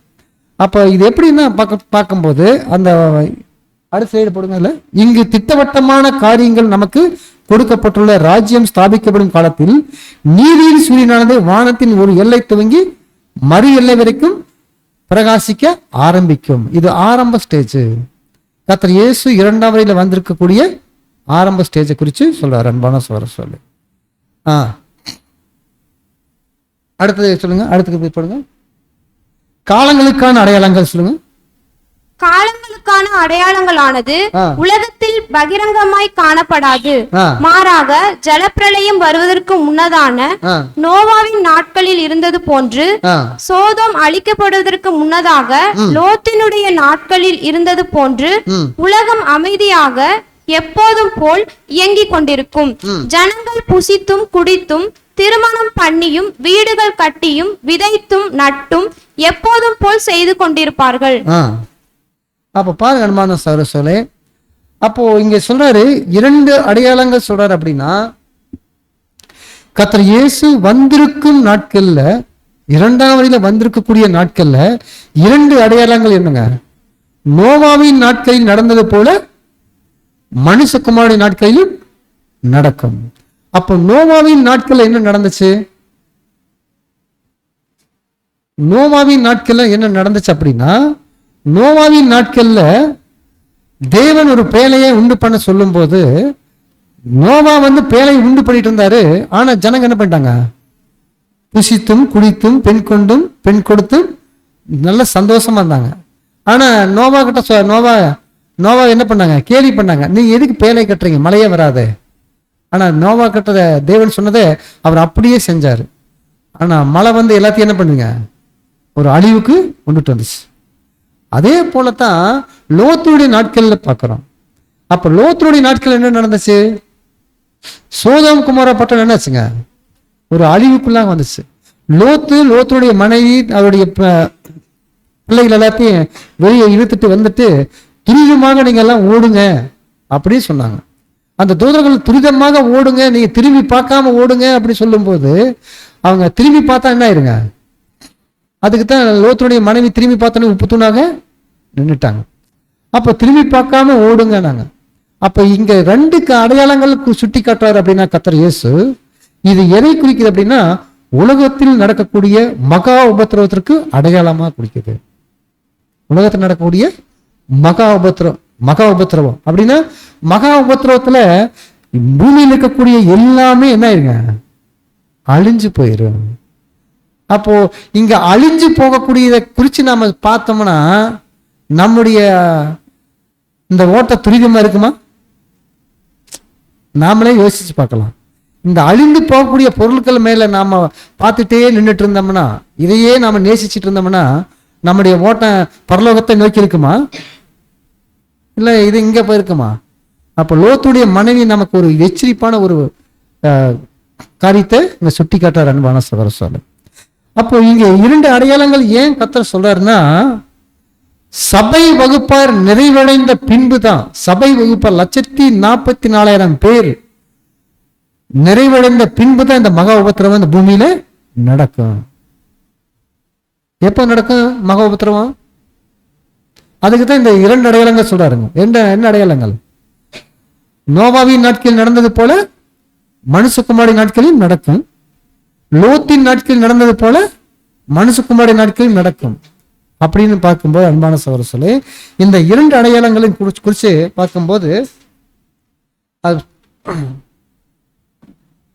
அடுத்து பாருங்க. உலகத்தை ஆசீர்வதிக்க போகிறதான மேசியாவின் ராஜ்யம் ஸ்தாபிக்கப்படுவதை குறித்து பேசிக் கொண்டிருக்கையில் ஏன் ஜலப்பிரளயம் மற்றும் சோதோமின் அழிவாகிய 2 அடையாளங்கள் இடைசெருகளாக புகுத்தப்பட்டுள்ளது? ஏன் கர்த்தர் இயேசு இந்த 2ஆம் வருகையை குறித்து பேசிட்டு வரும்போது இந்த 2 அடையாளங்களை குறித்து ஏன் கர்த்தர் பேசுறாரு அப்படின்னு ஒரு கேள்வி. அப்ப இந்த 2 அடையாளங்களை ஏன் பேசுறாருன்னா, இங்க ஒரு அழிவை நோக்கி வருது. ஏன்னா இந்த 2 அடையாளங்கள் என்னங்க? நோவாவின் நாட்களில் முதலாம் உலகம் அழிஞ்சுதா? சோதோம் குமரா பட்டணம் அழிஞ்சிச்சு லோத்தின் நாட்கள்ல. அப்ப இந்த 2 அடையாளங்களை குறித்து நாம் பார்க்கும்போது அன்பான சகோதரர்களே, இந்த பூமி முழுவதும் ஆசீர்வாதத்துக்குள்ளாக வரணும் அப்படின்னா, பூமியில் இருக்கக்கூடிய முழு மனுக்குலமும் ஒரு ஆசீர்வாதத்துக்குள்ளாக, தேவனுடைய ராஜ்யத்துக்குள்ளாக, ஒரு பகிரங்கமான ராஜ்யத்துக்குள்ளாக வரணும் அப்படின்னா, அதாவது கண்ணுக்கு தெரிகிற ராஜ்யத்துக்குள்ளாக ஒரு ஆசீர்வாதத்துக்குள்ள வரணும் அப்படின்னா அவங்களுக்கு என்ன நடக்கணும்? ஒரு அழிவு நடக்கணும். ஏன்னா இந்த பூமியில் இருக்கக்கூடிய ஜனங்கள் மத்தியில என்னதான் இருக்கு? அதான் சொல்றாரு, உலகத்தின் மீதான சாபத்தை எடுத்து போடணும். உலகத்தின் மீதான சாபத்தை எடுத்து போட்டு, உலகத்தின் மீதான சாபத்தை எடுத்து போட்டு அதை ஆசீர்வதிக்க போகிறதான மேசியாவின் ராஜ்யமானது தேவனுடைய மாபெரும் ஏற்பாடாக இருந்தாலும் இந்த ராஜ்யமானது நம்முடைய தற்கால அமைப்புகளின் அழிவுகளின் மீதே ஸ்தாபிக்கப்படும் என்று வேதாகமம் எங்கும் முன்னுரைத்திருப்பதே பதிலாக இருக்கின்றது. தற்கால அமைப்புகள் அழிவுகள் மீதே ஸ்தாபிக்கப்படும். இந்த தற்கால அமைப்புகள் நமக்கு தெரியும், அரசியல், பொருளாதாரம், மதம், சமுதாயம். இந்த 4 அமைப்புகள் என்னங்க? அழிக்கப்படும். அழிக்கப்பட்ட பின்பு தான் என்னங்க இந்த பூமியில ராஜ்ய ஸ்தாபனமாகும். அன்பான சகோதரர், அதுக்கப்புறம் தான் பூமியில நீதிக்குண்டான ஆட்சி, அதாவது நீதியின் அரசாட்சிக்குள்ளாக வரும் அப்படின்னு பார்க்கிறேன். அன்பான சகோதரர் சொல்லு வாசிங்க. தற்காலத்தில் உள்ள இந்த மதம், சமுதாயம், அரசியல் மற்றும் பொருளாதார அமைப்புகளுடைய அழிவையே ஜலப்பிரளயத்தினாலும் சோதோமின் அழிவினாலும் இயேசுவால் சித்தரிக்கப்பட்டுள்ளது. இந்த 2 அடையாளங்கள் கர்த்தர் இயேசு பேசின காரியம் என்னன்னா, இந்த பூமியில அதுதான் சொல்றாரு, அரசியல் மற்றும் பொருளாதாரம் அமைப்புகள், மதம், சமுதாயம், இந்த 4 அமைப்புகளும் அழிவுக்குள்ளாக கொண்டு வரப்படுகிறதை குறித்து தான் இங்க கர்த்தர் இயேசு இங்க 2 அடையாளங்களை காட்டுறார். அன்பான சகோதரர்களே, மகா உபத்திரவத்திற்கான கொந்தளிப்பு சடுதியாக நிகழும் வரையிலும் மகா உபத்திரம் வருவதற்கு முன்னதாக அவர் வந்திருக்கும் காரியத்தை உலகம் காணாது. ஆமா, இங்க அதான் சொல்றாரு, இந்த பூமியில மகா உபத்திரவம் வரும்போது, அதான் சொல்றாரு, மகா உபத்திரவத்திற்கான கொந்தளிப்பு சடுதியாய் நிகழும் வரைக்கும் எப்படி வரும் சொல்றாருங்க? சடுதினா என்னங்க? சடுதினா என்னங்க? இப்போ ஒரு டேமுக்கு முன்னாடி நாம நின்றுட்டு இருக்கிறோம் அப்படின்னு வச்சுக்க, டேம் திடீர்னு உடையிற நமக்கு தெரியுமா? அப்ப டேம் திடீர்னு உடஞ்சிச்சுன்னா திடீர்னு என்ன நடக்கும்? எல்லாத்தையும் அடிச்சுட்டு போயிடும். அந்த மாதிரி தானே. அப்ப சடுதியாய் வரும் அப்படின்னா, அப்போ அந்த சடுதியா அந்த மகா உபத்திரவம் பூமியில ஸ்தாபிக்கப்படும் போது வரைக்கும் யாருக்குமே தெரியாது கர்த்தர் இயேசு வந்திருக்கிறத. கர்த்தர் இயேசு 2ஆம் வருகையில வந்திருக்கிறாரு அப்படிங்கிறது யாருக்குமே தெரியாது. அதான் சொல்றாரு, அப்போ மகா உபத்திரம் வருவதற்கு முன்னதாக அவர் வந்திருக்கும் காரியத்தை உலகம் காணாது, உலகம் அறியாது, அந்த அளவுக்கு அறிவு இருக்காது, உலகம் நம்பாது. உலகம் கர்த்தர் இயேசு இன்னைக்கு நான் பெயர் கிறிஸ்துவ மண்டலத்துல போய் கோடான கோடி ஜனங்க இருக்கிறாங்க, ஆர்சி பெந்தகோஸ்து சபையில எல்லாம் இருக்காங்க. கர்த்தர் இயேசு 2ஆம் வேளையில வந்துட்டாங்க அப்படின்னு சொன்னா நம்புவாங்களா? நம்புவாங்களா? அப்ப இதெல்லாம் நம்ப மாட்டாங்க. அவங்க இதுக்கு வேதத்தை கையில வச்சிருக்கிறாங்க, வேதத்தை கையில வச்சிருக்கிறாங்க. ஆனா நாங்க கர்த்தர் இயேசு 2ஆம் வேளையில வந்துட்டாரு அப்படின்னு போய் சொன்னோம்னா நம்ப மாட்டாங்க. அப்ப பாருங்க அன்பான சகோதரர்களே, அப்போ கர்த்தர் இயேசு 2ஆம் வருகையில வந்திருக்கிறது என்னத்தை எப்படித்தான் தெரியும்? அப்போ திடீர்னு தான் அந்த மகா உபத்திரம் வருவதற்கு முன்னதாக அவர் வந்திருக்கும் காரியத்தை உலகம் காணாது, அறியாது, நம்பாது. அன்பான சகோதரர்களே, அப்போ கர்த்தர் இயேசு 2ஆம் வருகையில் வந்திருக்கும் போது சபை நிறைவடைந்த பின்பதாகத்தான் இந்த மகா உபத்திரவம் பூமியில நடக்கும். அன்பான சகோதரர்களே, அடுத்த வசனம் வாசிங்க.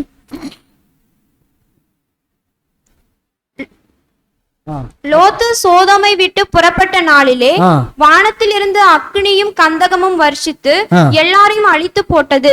மனுஷகுமாரன் வெளிப்படும் நாளிலும் அப்படியே நடக்கும். இந்த மனுஷகுமாரன் வெளிப்படும் நாளில் அப்படி நடக்கும். அப்ப இந்த 2 காரியங்களையும் சொல்லும் போது வெளிப்படுறது ஒண்ணு, அதான் சொல்றாரு.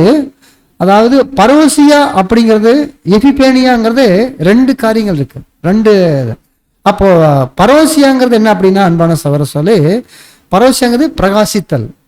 கர்த்தர் இயேசு வந்திருக்கும் போது அதான் மின்னலை போன்று வானத்துல ஒரு திசை தொடங்கி மறு திசையில வரைக்கும் அந்த மின்னல் போல வந்திருக்கக்கூடிய காரியத்தை குறித்து அங்க பேசுறாரு. அப்போ பிரகாசித்தல் சொல்றாரு. இது சொல்லும் போது எபிபேனியா அப்படிங்கிறது என்னங்க? வெளிப்படுறது. எபிபேனியாங்கிறது வெளிப்படுறது. அடுத்து பேசுங்க. உலகத்தின் மேல் பெரும் துன்பமானது சடுதியாய் வெடிப்பதை வலியுறுத்தும் வண்ணமாக லோத்து சோதோமை விட்டு புறப்பட்ட நாளிலே வானத்திலிருந்து அக்னியும் கந்தகமும் வருஷித்தது என்று இயேசு கூறினார். மனுஷகுமாரன் வெளிப்படும் நாளிலும் அப்படியே நடக்கும். ஆமா, மனுஷகுமாரன் வெளிப்படும் நாள், வெளிப்படும் என்னங்க? எபிபேனியா சொல்லப்படும். மகா உபத்திரவதற்கு முன்னானது கிறிஸ்துவின் பிரசன்னம் அல்லது பரோசியா என்றும். கிறிஸ்துவின் பிரசன்னம் எதை சொல்லுது? 2ஆம் வருகையில பிரசன்னமாய் இருக்கிறத எதை சொல்லுது? பரோசியான்னு சொல்றாங்க. உபத்திரவத்திற்கு பின்னானது எஃபனியா அல்லது வெளிப்படல் என்றும் வேற்றுமைப்படுத்தி காண்பிக்கின்றது. அப்ப இங்க 2மே வெளிப்படுத்தி காட்டுது. அதான் சொல்றாரு, மகா உபத்திரத்துக்கு பின்பதாக நடக்கக்கூடியது என்னதுங்க? அதாவது பரோசியா, எபிபேனியா. அப்ப இது ஒண்ணுங்க, அதான் மனுஷகுமாரன் வெளிப்படும் நாளிலே அப்படியே நடக்கும். அன்பான சகோதரர்களே, அடுத்து 2 பேதுரு 3ஆம் அதிகாரம் 10வது வசனம் வாசிங்க. கர்த்தருடைய நாள் இரவிலே திருடன் வருகிற விதமாய் வரும். அப்பொழுது வானங்கள் மடமட என்று அகன்று போம், பூதங்கள் வெந்து உருகி போம், பூமியும் அதில் உள்ள கிரியைகளும் எரிந்து அழிந்து போம். இப்படி இவைகள் எல்லாம் அழிந்து போகிறதா இருக்கிறபடியால் நீங்கள் எப்படிப்பட்ட பரிசுத்த நடக்கையும் தேவ பக்தியும் உள்ளவர்களாய் இருக்க வேண்டும். பார்த்தீங்களா? அப்போ கர்த்தருடைய நாள் எப்படிங்க? இரவிலே திருடன் வருகிற விதமாய் இருக்கும், விதமாய் வரும். அப்பொழுது வானங்கள் மடமடவென்று அகன்று போகும், பூதங்கள் வெந்து உருகி போகும், பூமியில் அதில் கிரியில் எரிந்து அழிந்து போகும். அப்படி இப்படி நடக்கும். இப்படி இதெல்லாம் அழிந்து போகிறபடினால நீங்கள் எப்படிப்பட்ட பரிசுத்த நடக்கையும் தேவ பக்தி உள்ளவர்களாக இருக்க வேண்டும். அப்போ 2ஆம் வருகையில கர்த்தர் இயேசு வந்திருக்கும் காலத்துல இருக்கக்கூடிய நம்ம குறித்து அப்போஸ்தலனாகிய பேதுரு இங்க சொல்றாரு. நம்மை குறித்துதான் அப்போஸ்தலனாகிய பேதுரு இங்க எச்சரிப்பான வார்த்தை சொல்றாரு. அன்பான சகோதரர்களே, இங்க எச்சரிப்பான வார்த்தை என்ன வார்த்தை சொல்றாருங்கிறத கவனிச்சீங்களா? இப்படி இவைகள் எல்லாம் அழிந்து போகிறபடியினால நீங்கள் எப்படிப்பட்ட பரிசுத்த நடக்கையும் தேவ பக்தி உள்ளவர்களாக இருக்க வேண்டும். ஏன்னா அந்த பூமியில சீக்கிரமா பூமியில அழிவுக்குள்ளாக வரும். ஆனா நமக்கு இருக்கக்கூடிய ஆசீர்வாதம் பரலோக ஆசீர்வாதம். இந்த பரலோக ஆசீர்வாதத்துக்காக தான் தேவன் நம்மை அழைச்சிருக்கிறாரு. அப்போ இப்படிப்பட்ட ஆசீர்வாதத்தை நம்ம சுதந்திரத்துக் கொள்ளணும் அப்படின்னா கர்த்தர் இயேசுனுடைய இந்த தீர்க்கதரிசன வசனத்தின்படி நாம எப்படிப்பட்ட ஒரு விழிப்புணர்வா நாம இருக்கணும், நம்முடைய வாழ்க்கையை எப்படி காத்துக்கொள்ளணும் இந்த பூமியில வாழும் நாட்கள். அன்பான சகோதரர்களே, அப்போ அடுத்த வசனம் பாருங்க. தேவனுடைய நாள் சீக்கிரமாய் வரும்படிக்கு மிகுந்த ஆவலோட காத்திருங்கள். அந்த நாளில் வானங்கள் வெந்து அழிந்து பூதங்கள் எரிந்து உருகிப்போம். அவருடைய நாள் சீக்கிரமாய் வரும்படிக்கு மிகுந்த ஆவலோட காத்திருங்கள். அந்த நாளில் வானங்கள் வெந்து அழிந்து பூதங்கள் எரிந்து உருகி போகும். இதெல்லாம் நாம என்ன பண்ணிக்கிறோங்க, இந்த வானங்கள் பூதங்கள் இதெல்லாம் நம்ம பாட கிளாஸ்ல கேட்டிருக்கிறோம் இல்லைங்களா? அப்போ இதெல்லாம் எதை அடையாளப்படுத்துது அப்படின்னா, அப்போ புதிய வானமும் புதிய பூமியும் உண்டாகும். அப்படின்னா இதெல்லாம் நமக்கு பழைய இந்த ஆவிக்குரிய அரசாட்சி குறித்து சொல்லுது, புதிதாக ஆவிக்குரிய அரசாட்சி குறித்து சொல்லப்படுது. அப்படின்னா எதை குறித்து சொல்றாருன்னா, அடுத்த ஸ்லைட்ல போடுங்க பார்க்கலாம்.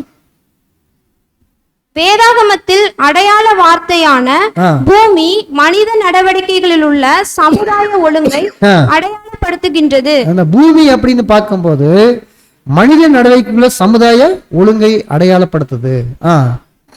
கடலானது அமைதியற்ற கொந்தளிக்கும் திரளான ஜனக்கூட்டத்தாரை அடையாளப்படுத்துகின்றது. கடலான கொந்தளிக்கக்கூடிய ஜனக்கூட்டத்தை இங்க அடையாளப்படுத்த பார்க்கிறோம். வானங்கள் என்பது மத ரீதியான வல்லமைகளை அடையாளப்படுத்துகின்றது. வானம் அப்படிங்கிறது மத ரீதியான வல்லமையை அடையாளப்படுத்துது.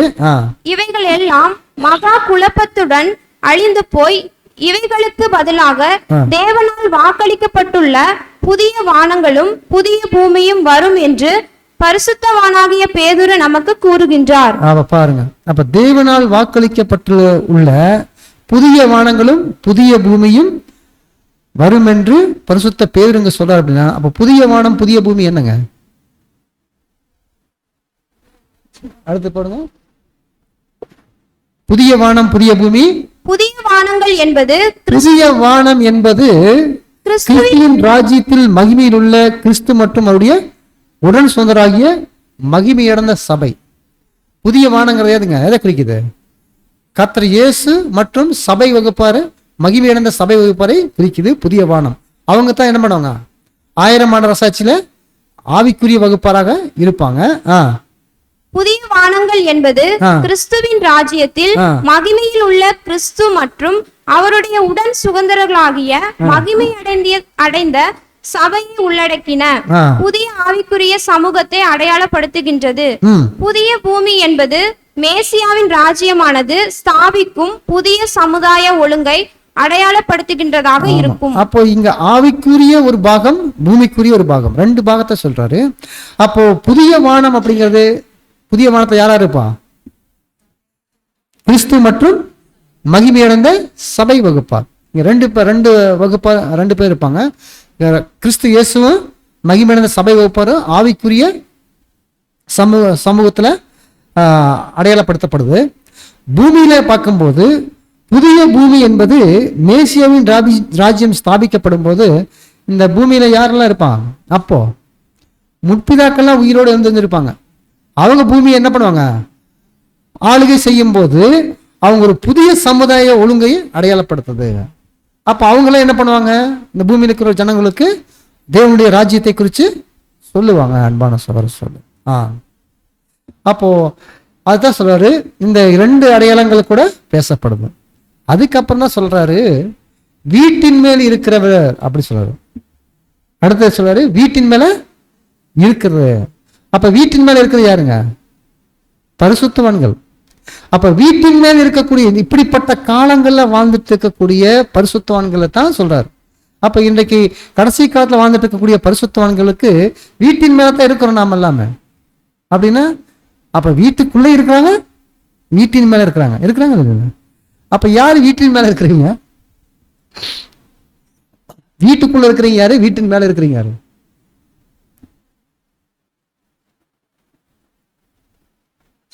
அப்படின்னா வீடு என்பது தேவனுடைய வீட்டாரை அடையாளப்படுத்துது.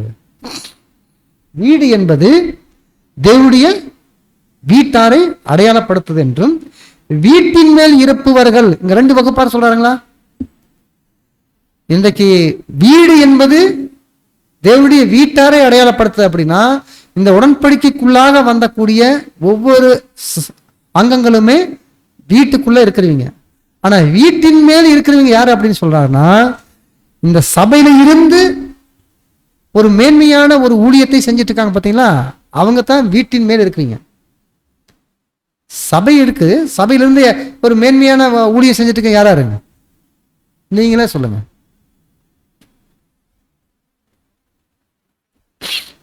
யாரு மேன்மையான ஊழியம் செஞ்சு? ஊழியக்காரங்க, போதகர் இருக்காங்க, அப்புறம் உதவிக்காரங்க இருக்காங்க, மேய்ப்பர்கள் இருக்கிறாங்க, இவங்க இருக்கிறாங்க. அப்ப வீட்டின் மேல் இருக்கிறவங்க இவங்க. அப்ப பாருங்க, அதுல வாசிங்க.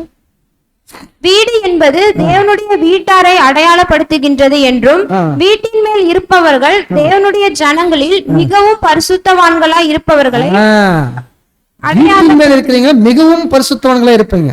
வீட்டின் மேல் இருக்கிறீங்க யாருங்க? மிகவும் பரிசுத்தவான்களாக இருப்பவர்களை அடையாளப்படுத்துகிறது என்று நம்புகிறோம். இவர்கள் அந்நேரத்தில் ஓடுவதற்கான அவசியத்தை, இவர்கள் அந்த நேரத்துல யாரு? வீட்டின் மேல இருக்கிறவங்க. இவர்கள் அந்த நேரத்தில் ஓடுவதற்கான அவசியத்தை அறிந்தவர்களாக இருப்பார்கள். தங்களுடைய பொருட்களில் விலையேற பெற்றவைகளை எந்த அளவுக்கு காப்பாற்ற நாட வேண்டும் ஒரு கேள்வி கேட்கிறார் என்ற கேள்வி இவர்களுக்கு எழும்பலாம். இப்படி ஒரு கேள்வி உங்களுக்கு நாம என்ன சொல்றோம்னா, அந்த விலையேற பெற்ற தங்களுடைய பொருட்களை விலையேற பெற்றது எந்த அளவுக்கு காப்பாற்றணும் அப்படிங்கறதுக்குள்ள அவங்களுக்கு கேள்வி எழும்பா. என்னென்ன பொருட்கள் அவங்களுக்கு? இவர்கள் தங்களுடைய பொருட்களில் எவற்றையும் காப்பாற்றிக் கொள்ள நாடக்கூடாது என்றும். ஆமா, இவங்க என்ன பண்ணக்கூடாதுன்னா, வீட்டின் மேல் இருக்கிறது மிகவும் பரிசுத்தவான்கள் என்ன பண்ணக்கூடாதுன்னா, என்ன பண்ணக்கூடாது? பொருட்களை காப்பாற்றுறதுக்கு நாடக்கூடாது. இங்க ஒரு எச்சரிப்பு சொல்றாரு. அப்ப பொருட்களை காப்பாற்றுறதுக்கு நாடக்கூடாதுன்னு சொல்லிட்டு அடுத்து சொல்றாரு பாருங்க, அடுத்த சைடுல. அதாவது சமுதாயத்தின் சில ஸ்லாக்கியங்கள், மனுஷர் மத்தியில் கனம், இது எல்லாமே ஒரு ஒரு கனம் கொடுக்கக்கூடிய ஒரு ஆசை. இதெல்லாம் இதை நாடி இருக்கக்கூடாது. பாருங்க, சமுதாயத்தின் சில ஸ்லாக்கியங்கள், மனுஷர்கள் மத்தியில கனம், சில பட்டங்கள், அதாவது உதவியாளர், மூப்பர், ஊழியக்காரர் போன்றதான சிறு பதவி ஸ்தானங்களின் பெயர்கள் முதலானவைகளை இவர்கள் தக்க வைக்க நாடக்கூடாது. ஆமா, இதைய நாம் பெருசா நினைச்சுக்கிட்டு இதை எப்படி நாம தக்க வச்சுக்கலாம்? இந்த பூமியில வாழும் நாட்கள்ல வீட்டின் மேல இருக்கிறவங்க மிகவும் பரிசுத்தவான்கள் தான். ஆனா இந்த மிகவும் பரிசுத்தவான்களா இருக்கிறவங்க தங்க பொருட்களை போய் காப்பாற்றணுங்கிற நாடக்கூடாது. பொருள்னு எனக்கு வச்சுக்குது, இது இந்த பதவி, பட்டம், பேரு, புகழ், அந்தஸ்து, இதை எல்லாத்தையும் நாம் என்ன பண்ணிக்கூடாது? காப்பாற்றி கொள்ளணுங்கிறதுக்காக அதை நாடி போகக்கூடாது. இவைகளை எல்லாம் காத்துக்கொள்ள முற்படுவது என்பது ஏமாற்றத்தை அளிக்கிறதாகவே இருக்கும். பாத்துதான், இவை எல்லாம் நம்ம காத்துக்கொள்றதுக்கு நம்ம போகும்போது ஒரு ஏமாற்றத்தை நமக்குள்ளாக கொண்டுட்டு வரும்.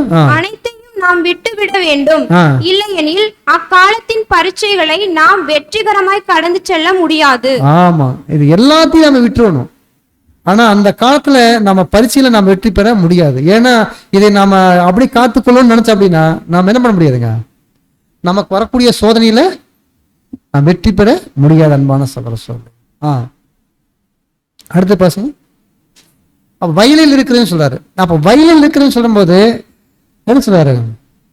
இது போலவே வயலில் இருக்கிறவன் பின்னிட்டு திரும்பாமல் இருக்க வேண்டும். வயல் பற்றி சொல்லும் போது இது வயல் எது சொல்றாரு?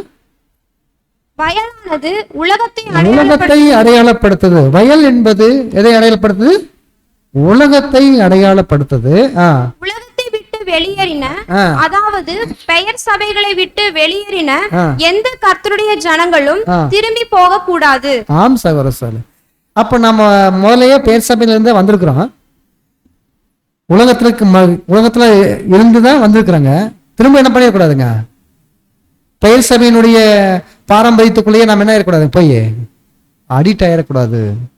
ஏன்னா இன்றைக்கு இன்னுமே இருக்கிறாங்க. உண்மை சபைக்குள்ள வந்துட்டுமே கூட அநேகமான பெயர் சபையினுடைய கலாச்சாரத்திலே என்ன பண்றாங்க, பாரம்பரியத்திலேயே இருக்கிறாங்க. அப்ப அந்த மாதிரிலாம் இருக்கக்கூடாது. அன்பான சகோதர சொல்லி திரும்பி போகக்கூடாது. மாறாக சூழ்நிலையின் உண்மையை அவர்கள் அறிந்து கொண்டு வயலில் இருந்து கர்த்தரிடத்திற்கு ஓடிவிட வேண்டும். ஆமா, இந்த சூழ்நிலை கடைசி காலம் என்பதை நன்கு அறிந்து கொண்டு இந்த வயலில் அப்படிங்கிறது உலகத்தை விட்டு நாம துரிதமாக ஓட்டம் எங்க இருக்கணும், பரலோகத்தை நோக்கி ஓடக்கூடியவர்களாக நாம் இருக்கணும். அன்பான சகோதர சகோதரி, அந்நாட்களில் கர்ப்பவதிகள் மற்றும் பால் கொடுப்பவர்கள் மீது வரும் பிரத்யேகமான ஆபத்துகளை குறித்து பரிசுத்த மத்தேயு பேசுகிறவைகள் அடையாளமானவைகள் என நம்புகிறோம். அப்ப பாருங்க, இது இங்க வந்து அதாவது என்னன்னா, இந்த பேராகிராஃப்ல என்ன சொல்றாரு அப்படின்னா, அன்பான சொல்லு, இந்த அந்நாட்கள் கர்ப்பவதிகள் பால் கொடுப்பவர்கள் மீது வரும் பிரத்யேகமான ஆபத்துகளை குறித்து பேசுறாரு. அப்படின்னா இதுக்கு எதை அடையாளப்படுத்தி சொல்றாரு அப்படின்னா, வாசிச்சுட்டு, மேலும் உலகத்தை மனமாற்றவும் புதிதாக போதனை செய்ய நாடும் கிறிஸ்தவ ஜனங்களை குறிக்கிறது. ஆமா, உலகத்தை நாம போய் மனமாற்ற செய்யலாம். நாமெல்லாம் அப்பெல்லாம் என்ன பண்ணிருப்போங்க, மலைவாழ் ஊழியமெல்லாம் செஞ்சிருப்பாங்களா? அப்ப உலகத்தை மனமாற்றம் செய்யறதுக்காகவும் கிறிஸ்தவ போதனை செய்யறதுக்காக அந்த மாதிரி நம்ம என்ன பண்ணணும், போயிடக்கூடாது. ஏன்னா இது காலம், கடைசி காலத்துல நாம் வாழ்ந்திருக்கிற நமக்கு நம்முடைய அழைப்பை சுதந்திரத்துக் கொள்வதற்காக நம்ம பெரும் முயற்சி எடுக்கணும். அன்பான சகோதரர், ஏன்னு கேட்டா, இந்த இடுக்கமான பாதை வழியாக உட்பிரவேசிக்க அநேகர் என்ன பண்ணுவாங்க, பிரயாசப்படுவாங்க. ஆனாலும் என்ன பண்ணுவாங்க, அதை கண்டுபிடிக்கிற எத்தனை பேருங்க, சிலர். அப்ப இடுக்கமான பாதையில வர்றதுக்கு அநேகர் வருவாங்க. இப்ப நம்ம எல்லாருமே வந்திருக்கிறோம், ஆனா அதுல கண்டுபிடிக்கிறவர்கள் சிலர், கொஞ்சம் பேர் தான். அந்த சபை வகுப்பர் ஆகக்கூடிய வகுப்பர் யாருங்க, 1-2 தான் இருக்கும். அப்ப பாருங்க, அப்ப இந்த இடுக்கமான பாதை வழியாக வந்திருக்கிறோம், ஆனா வர்றதுக்கு நிறைய வருவாங்க, ஆனா கண்டுபிடிக்கிறதுக்கு சிலன்னு சொல்ற. அன்பான சொல்ற, அப்போ லோத்து அடுத்த சைடு போடுங்க. அப்போ லோத்துடைய மனைவி நமக்கு ஒரு எச்சரிப்பான ஒரு பாடம் சொல்றார். அன்பான சொல்லி, சோதோமில் இருந்து லோத்தும் அவருடைய குடும்பத்தாரும் தப்பி ஓடும்போது அவர்கள் துரிதமாய் ஓடும்படியாகவும் அழிய போகிறவைகளை திரும்பி பார்க்காதபடி. ஆமா, இந்த பூமியில அழிவு வரக்கூடிய காரியத்தை குறித்து நாம் பார்த்தோம் அப்படின்னா, அப்போ அழியக்கூடிய பொருட்கள் மீது நாம் என்ன பண்ணிக்கூடாதுங்க, திரும்பி பார்க்க கூடாது. அப்ப அழிந்து போகக்கூடிய பொருட்கள் அப்படின்னா என்னங்க, லோத்துனுடைய மனைவி என்ன திரும்பி பார்த்தாங்க, லோத்துடைய மனைவி அங்க கட்டியிருந்த வீடு அழிஞ்சு போகுதா, ஐயோ நம்மளுடைய பொருள் எல்லாம், கட்டின வீடு எல்லாமே அழிஞ்சு போகுதுன்னு திரும்பி பார்த்தாங்களா? அப்போ அதே போல திரும்பி பார்த்தா நாம கூட இந்த பூமியில வாழ்ந்துட்டு நம்முடைய செல்வத்தின் மேலையும் நம்மளுடைய சொத்து, நம்முடைய அந்தஸ்து, இதை குறித்து நாம திரும்பி பார்த்துட்டு இருந்தோம்னா நம்முடைய அழைப்பினா இருங்க, நிராகரிக்கப்பட்ட. அன்பான சகோதரர்களே, அப்ப பாருங்க அன்புக்குரிய சகோதரர்களே, அப்போ லோத்துடைய மனைவி இங்க நமக்கு ஒரு எச்சரிப்பான ஒரு பாடமா இருக்குது. அன்பான சகோதரர்களே, அதாவது அதனால்தான் தூதர்கள் சொல்லும் போது நீங்க திரும்பி பார்க்காம துரிதமாக ஓடுங்கன்னு சொல்றாங்க. என்ன பண்றாங்க, நீங்க திரும்பி பார்த்துறாதீங்க, துரிதமா ஓடுன்னு சொல்றாங்க. ஆனாலும் கூட லோத்து என்ன சொல்றாருங்க, நான் மலைக்கு போக முடியாது, எங்க போறேன்னு சொல்லிட்டாரு, சிறிய பட்டணத்துக்கு, பக்கத்துல இருக்கிற பட்டணத்துக்கு போயிடுறேன்னு சொன்னாரா இல்லைங்களா? அப்ப மலைக்கு கூட போகல ஒரு லோத்து. அப்ப பாருங்க அன்பான சகோதரர்களே, அப்போ அந்த அழிந்து போகக்கூடிய பொருட்கள் மீது நம்முடைய கவனத்தை செலுத்தக்கூடாது அப்படிங்கிறாரு. ஆகவே கர்த்தருடைய ஜனங்களும் அழிந்து போகின்றவைகளை திரும்பி பார்க்க கூடாது, அவைகள் மீது கவனம் செலுத்த கூடாது. ஆமா, நாம் அழிந்து போகக்கூடிய பொருட்கள் மீது, செல்வத்தின் மீது, சொத்து பத்து மீது நாம் என்ன பண்ணக்கூடாதுங்க, திரும்பி பார்க்க கூடாது. அதை குறித்து நம்ம பார்த்துட்டு இருந்தோம் அப்படின்னா நாம் என்ன ஆயிடுவோங்க, நம்முடைய ஆசீர்வாதத்தை இழந்துருவோம். அன்பான சகோதரர்களே, வாசிங்க. பாபிலோனை விட்டு ஓடிவிடுங்கள், அவரவர் தங்கள் ஆத்துமாவை தப்பிவியுங்கள். அப்ப பாபிலோனை விட்டு நாம ஓடிடணும், அவருடைய ஆத்துமாக்களை தப்பிச்சுக் கொள்ளணும். அன்பான சகோதரர்களே, அடுத்த சைடு போடுங்க. அடுத்து நீங்கள் லோத்தின் மனைவி கீழ்ப்படிய தவறி அழிய போகிறவைகளை ஏக்கத்துடன் திரும்பி பார்த்து தப்பிக்க முடியாதவள் ஆனாள். பாத்தீங்களா? அப்ப லோத்துடைய மனைவி என்ன பண்ணாங்க, அதாவது லோத்துடைய மனைவி கீழ்ப்படிய தவறி, அந்த தூதர்கள் சொன்ன வார்த்தைக்கு கீழ்ப்படுத்தாங்களா? தூதர்கள் சொன்ன வார்த்தை என்னன்னா, நீங்க துரிதமா ஓடுங்க, திரும்பி பாத்துறாதீங்க சொன்னாங்களா இல்லைங்களா? ஆனா அந்த தூதருடைய வார்த்தைக்கு இவங்க என்ன பண்ணல, கீழ்ப்படிய தவறிட்டாங்க. கீழ்ப்படிந்தாங்கன்னா என்ன பண்ணிருப்பாங்க, அவங்க சொன்ன மாதிரியே திரும்பி பார்க்காம ஓடி இருப்பாங்க. ஆனா அவங்க கீழ்ப்படியாதான் போய் அழிந்து போகக்கூடியதை ஏக்கத்தோடு நாங்க பார்த்தாங்களாம். அங்க ஏக்கத்தோடு பார்த்தோன்னே அவங்க நினைட்டாங்க, அப்படியே உப்பு தூணாக மாறிட்டாங்கன்னு கூட பார்க்குற அன்பான சகோதர சொல்லுங்க. உதாரணத்தை கர்த்தர் தம்முடைய ஜனங்களுக்கு கொடுத்து அவர்கள் தற்காலத்தின் பொருட்கள் அனைத்தையும் முழுமையாக துறந்து ஓடும்படியாக வலியுறுத்துகின்றார். இங்க ஏன் கர்த்தர் இயேசு லோத்துடைய மனைவியை சுட்டி காட்டுறார் அப்படின்னா, எதுக்காக கர்த்தர் இயேசு இரண்டாம் வரியில வந்திருக்கும் போது இந்த லோத்துடைய மனைவியை சுட்டி காட்டுறார் அப்படின்னா, கர்த்தர் தம்முடைய ஜனங்களுக்கு கொடுத்து அவர்கள் தற்காலத்தின் பொருட்களை அனைத்தையும் முழுமையாக என்ன பண்ணணும், துறந்து ஓடும்படியாக வலியுறுத்துகிறார். எல்லாத்தையும் விட்டுருங்க, இந்த தற்காலத்தில் இருக்கிற பொருட்கள் எல்லாத்தையும் என்ன பண்ணுங்க, எல்லாத்தையும் விட்டுட்டு நீங்க வாங்க அப்படின்னு தான் சொல்றாரு அன்பான சகோதரர். தன்னுடைய ஜீவனை ரட்சிக்க விரும்புகிறவன் அதை இழந்து போவான். ஆமா, தன்னுடைய ஜீவன் அப்படின்னா பூமிக்குண்டான உரிமைகள், அதான் ஜீவன பூமிக்குண்டான உரிமைகள். உரிமை இருக்கா இல்லையா? நம்முடைய உரிமை எதை எடுத்தாலும் நமக்கு சொத்து பத்திர உரிமை இருக்கா? உரிமை இருக்கு. அப்ப நமக்கு எதை எடுத்தாலும் நமக்கு உரிமை இருக்குன்னு சொல்லிட்டு நம்மளோட உரிமையை விடுறதே கிடையாது. அப்போ நம்முடைய உரிமையை விட்டு வரணும். அதான் தன் ஜீவனை ரட்சிக்க விரும்புகிறவன் அதை இழந்து போவான்.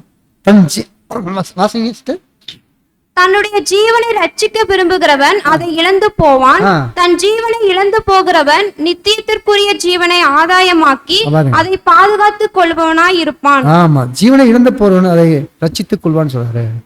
அப்ப பாருங்க அன்பான சகோதரர் சொல்லு, அப்போ நம்முடைய வாழ்க்கையில நாம இரண்டாம் வரையில கர்த்தர் இயேசு வந்திருக்கும் போது அவர் சொல்லக்கூடிய வார்த்தை பார்க்கும்போது, அப்போ கர்த்தர் இயேசுனுடைய கண்ணுக்கு தெரிகிற ராஜ்யம் எப்ப ஸ்தாபனம் ஆகும்னு கர்த்தர் இயேசு இங்க சொல்றாரு.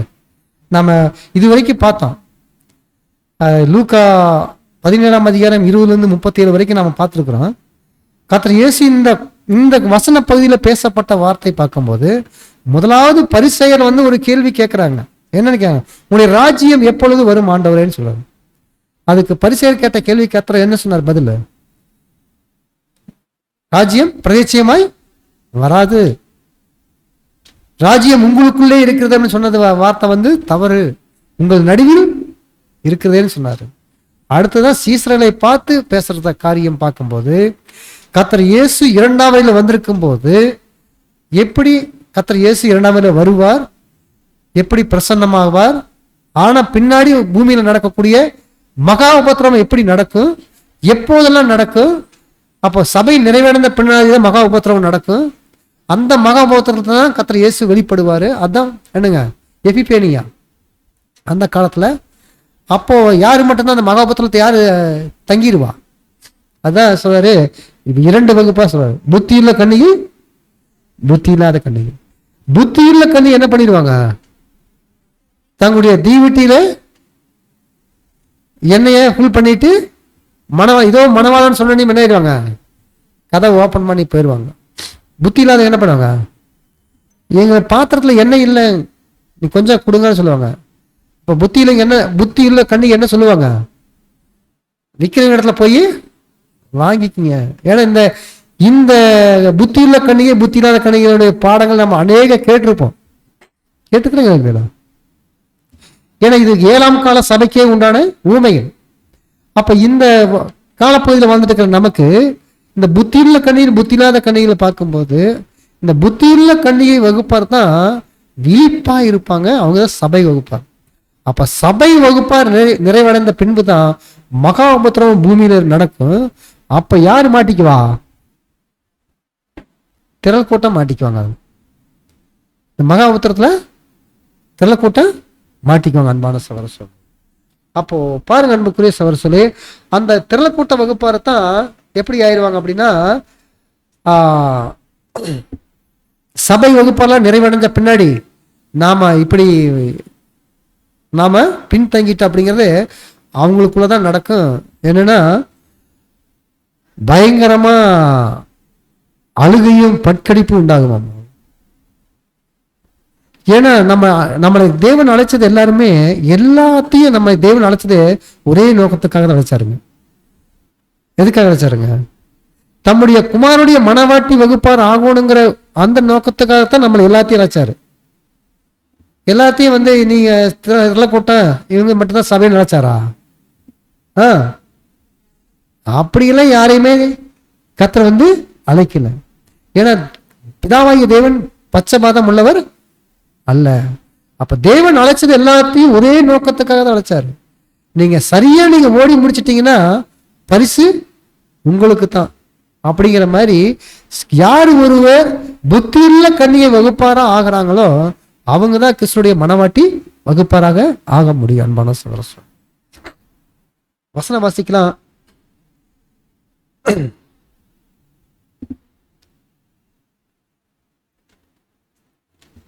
வசனம் வாசிக்கலாம். லூக்கா 13ஆம் அதிகாரம் 28வது வசனம் வாசிங்க. நீங்கள் ஆபிரகாமையும் ஈசாக்கையும் யாக்கோபையும் சகல தீர்க்கதரிசிகளையும் தேவனுடைய ராஜ்யத்தில் இருக்கிறவர்களாகவும் உங்களையோ புறம்பே தள்ளப்படுவர்களாகவும் காணும்போது உங்களுக்கு அழுகையும் பருக்கடிப்பும் அங்கே உண்டாயிருக்கும். இது யாரு சொல்றாருங்க? தெருள கூட்ட வகுப்பார சொல்றாரு. ஏன்னா ஆபிரகாம், ஈசாக்கு, யாக்கோபு இவங்கெல்லாம் ராஜ்யத்துல என்ன இருப்பாங்க? பூமிக்குரிய ராஜ்ய வகுப்பாராக இருப்பாங்க. நமக்கு என்ன வகுப்பாராக அழைச்சிருக்காங்க? பரலோகத்துல கிறிஸ்துடைய மனவாட்டி வகுப்பாராக ஆயிருக்கதான் அழைச்சாங்க. ஆனா அதை நிராகரிச்ச பின்னாடி அந்த வகுப்பாரா ஆகலைங்கிற போது நமக்குள்ள என்ன சொல்றாரு? அழுகையும் பட்கடிப்பும் உண்டாகும், வேதனைகள் அதிகமா இருக்கும். அடடா, இப்படி ஒரு ஆசீர்வாதத்தை நமக்கு தேவனுக்கு அழைச்சாரு, ஆனா நம்ம இதை மிஸ் பண்ணிட்டோமே அப்படின்ட்டு நம்மளுடைய எப்படி இருக்குங்க? நம்மளுக்கு வேதனை அதிகமா பெருகி கொந்தளிப்பாக நம்ம அழுவோம். அப்படிங்கிற அழுகையும் பட்கடிப்பும் உண்டாகும். அதனால்தான் கர்த்தர் இயேசுன்னு இந்த புத்தி இல்லாத கண்ணியை போய் மறுபடி தட்டுவாங்க, எங்களுக்கு திறங்கன்னு சொல்லும் போது. அப்போ கர்த்தர் சொன்ன வார்த்தை என்னங்க? உங்களை நான் அறியேன், யாருன்னு தெரியாதுன்றாரு. என்ன சொல்றாரு? புத்தி இல்லாத வகுப்பாக பார்க்கும்போது உங்களை யாருன்னே தெரியலன்றாங்க. அந்த மாதிரி ஒரு இதுல போயவே கூடாது அன்பான சகோதரர். அப்போ நம்ம புத்தியுள்ள வகுப்பாரா ஆகணும் அப்படின்னா எண்ணெய் நமக்குள்ளாக இருக்கணும். ஏன்னா 2ஆம் வரியில கர்த்தர் இயேசு வந்திருக்கும் போது கர்த்தர் இயேசு நமக்கு அநேகமான சத்தியங்கள் நமக்கு தந்து கொண்டிருக்கிறார் இல்லைங்களா? அநேகமான சத்தியங்கள், அதாவது அவருடைய சாயலாக தரிச்சுக்கிறதுக்கு அநேக சத்தியங்கள் நமக்கு கொடுத்துக்கிட்டே இருக்கிறாரு. ஆனா அந்த சத்தியங்கள் எல்லாத்தையும் நம்ம உள்வாங்கியுமே நம்ம உலக பிரகாரமான ஒரு வாழ்க்கை வாழணும் அப்படின்னா அப்போ நம்மளை போல என்ன ஆயிருங்க? என்ன சொல்லலாம்? பரிதபிக்கப்பட்ட யாரும் இருக்க மாட்டோம். அப்போ பாருங்க அன்பான சார், அதான் இந்த இதான் சார் அழுகையும் பட்கடிப்பும் உண்டாக இருக்கும். அப்படின்னா இவங்க என்ன பண்ணுவாங்கன்னா பாருங்க, அவங்களுக்கு ராஜ்யத்துல அருமையான ஒரு போஸ்டிங் கிடைச்சிருக்குது, நமக்கு கிடைக்காத போச்சு இருக்குமே இல்லைங்களா? அப்போ அந்த போல நமக்கு அந்த அழுகையும் பட்கடிப்பும் நமக்கு இருக்கும். ஏன்னா அந்த மாதிரி நம்ம ஆகாத படிக்கு நாம் என்ன இருங்க, சபை வகுப்பாரா ஆகணுங்கிறத நமக்கு ஒவ்வொருடைய கடுமையான முயற்சி இருக்கணும் நம்ம. அதனால்தான் இந்த ஒரு வசனத்துல அதுக்கு கமெண்ட்ல அவர் போய் பார்க்கும்போது, இடுக்கமான வாசல் வழியாய் பிரவேசிக்கிறவர்கள் அநேக பிரயாசப்படுவாங்களாமா. இடுக்கமான வாசல்ல பிரவேசிக்கிறதுக்கு அநேகர் பிரயாசப்படுவாங்களாமா. ஆனா அதை கண்டுபிடிக்கிறவர்கள் சிலர். அதுல பாத்தீங்கன்னா நிறைய வருவாங்க, இந்த அழைப்புக்குள்ள வர்றதுக்கு நிறைய வந்திருப்பாங்க. ஆனா அதுலயும் வந்துட்டு அந்த இடுக்கமான வாசலுக்குள்ள போறதுக்கு அதை கண்டுபிடிக்கிறதுக்கு எத்தனை பேருங்க? 1-2 சிலர் பாத்தீங்களா? அப்ப அநேகர் இதுக்குள்ள வருவாங்க. இன்னைக்கு சபையில நிறைய என்ன பண்ணுவாங்க, எல்லாம் கான்சன்ட்ரேட் பண்ணி எல்லாம் வருவாங்க. ஆனாலும் அதுல சபை வகுப்பார ஆகக்கூடிய என்னங்க 1-2 தான் அந்த மாதிரி.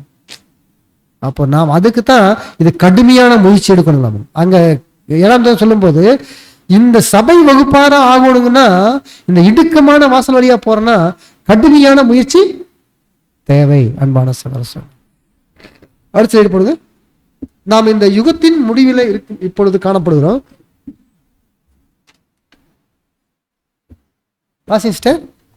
நாம் இந்த யுகத்தினுடைய முடிவில் இப்பொழுது காணப்படுகிறோம்.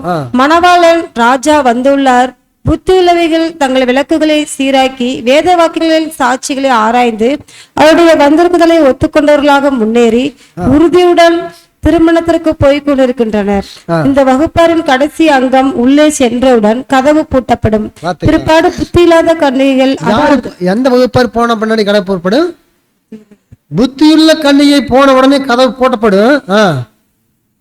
இந்த இப்போது வகுப்பாவில் புத்தி இல்லாத கன்னிகள் என்ன பண்ணுவாங்கன்னா அவங்க எப்படிப்பட்டவங்க இருப்பாங்க? அறத்தூக்கத்துல இருப்பாங்க. அறத்தூக்கத்துல போய் இருக்கிறீங்களா, எழுப்பினா வருவாங்களா? அறத்தூக்கத்துல இருக்கிறீங்க எப்படி இருப்பாங்க? அதான் அறத்தூக்கத்துல இருப்பாங்க.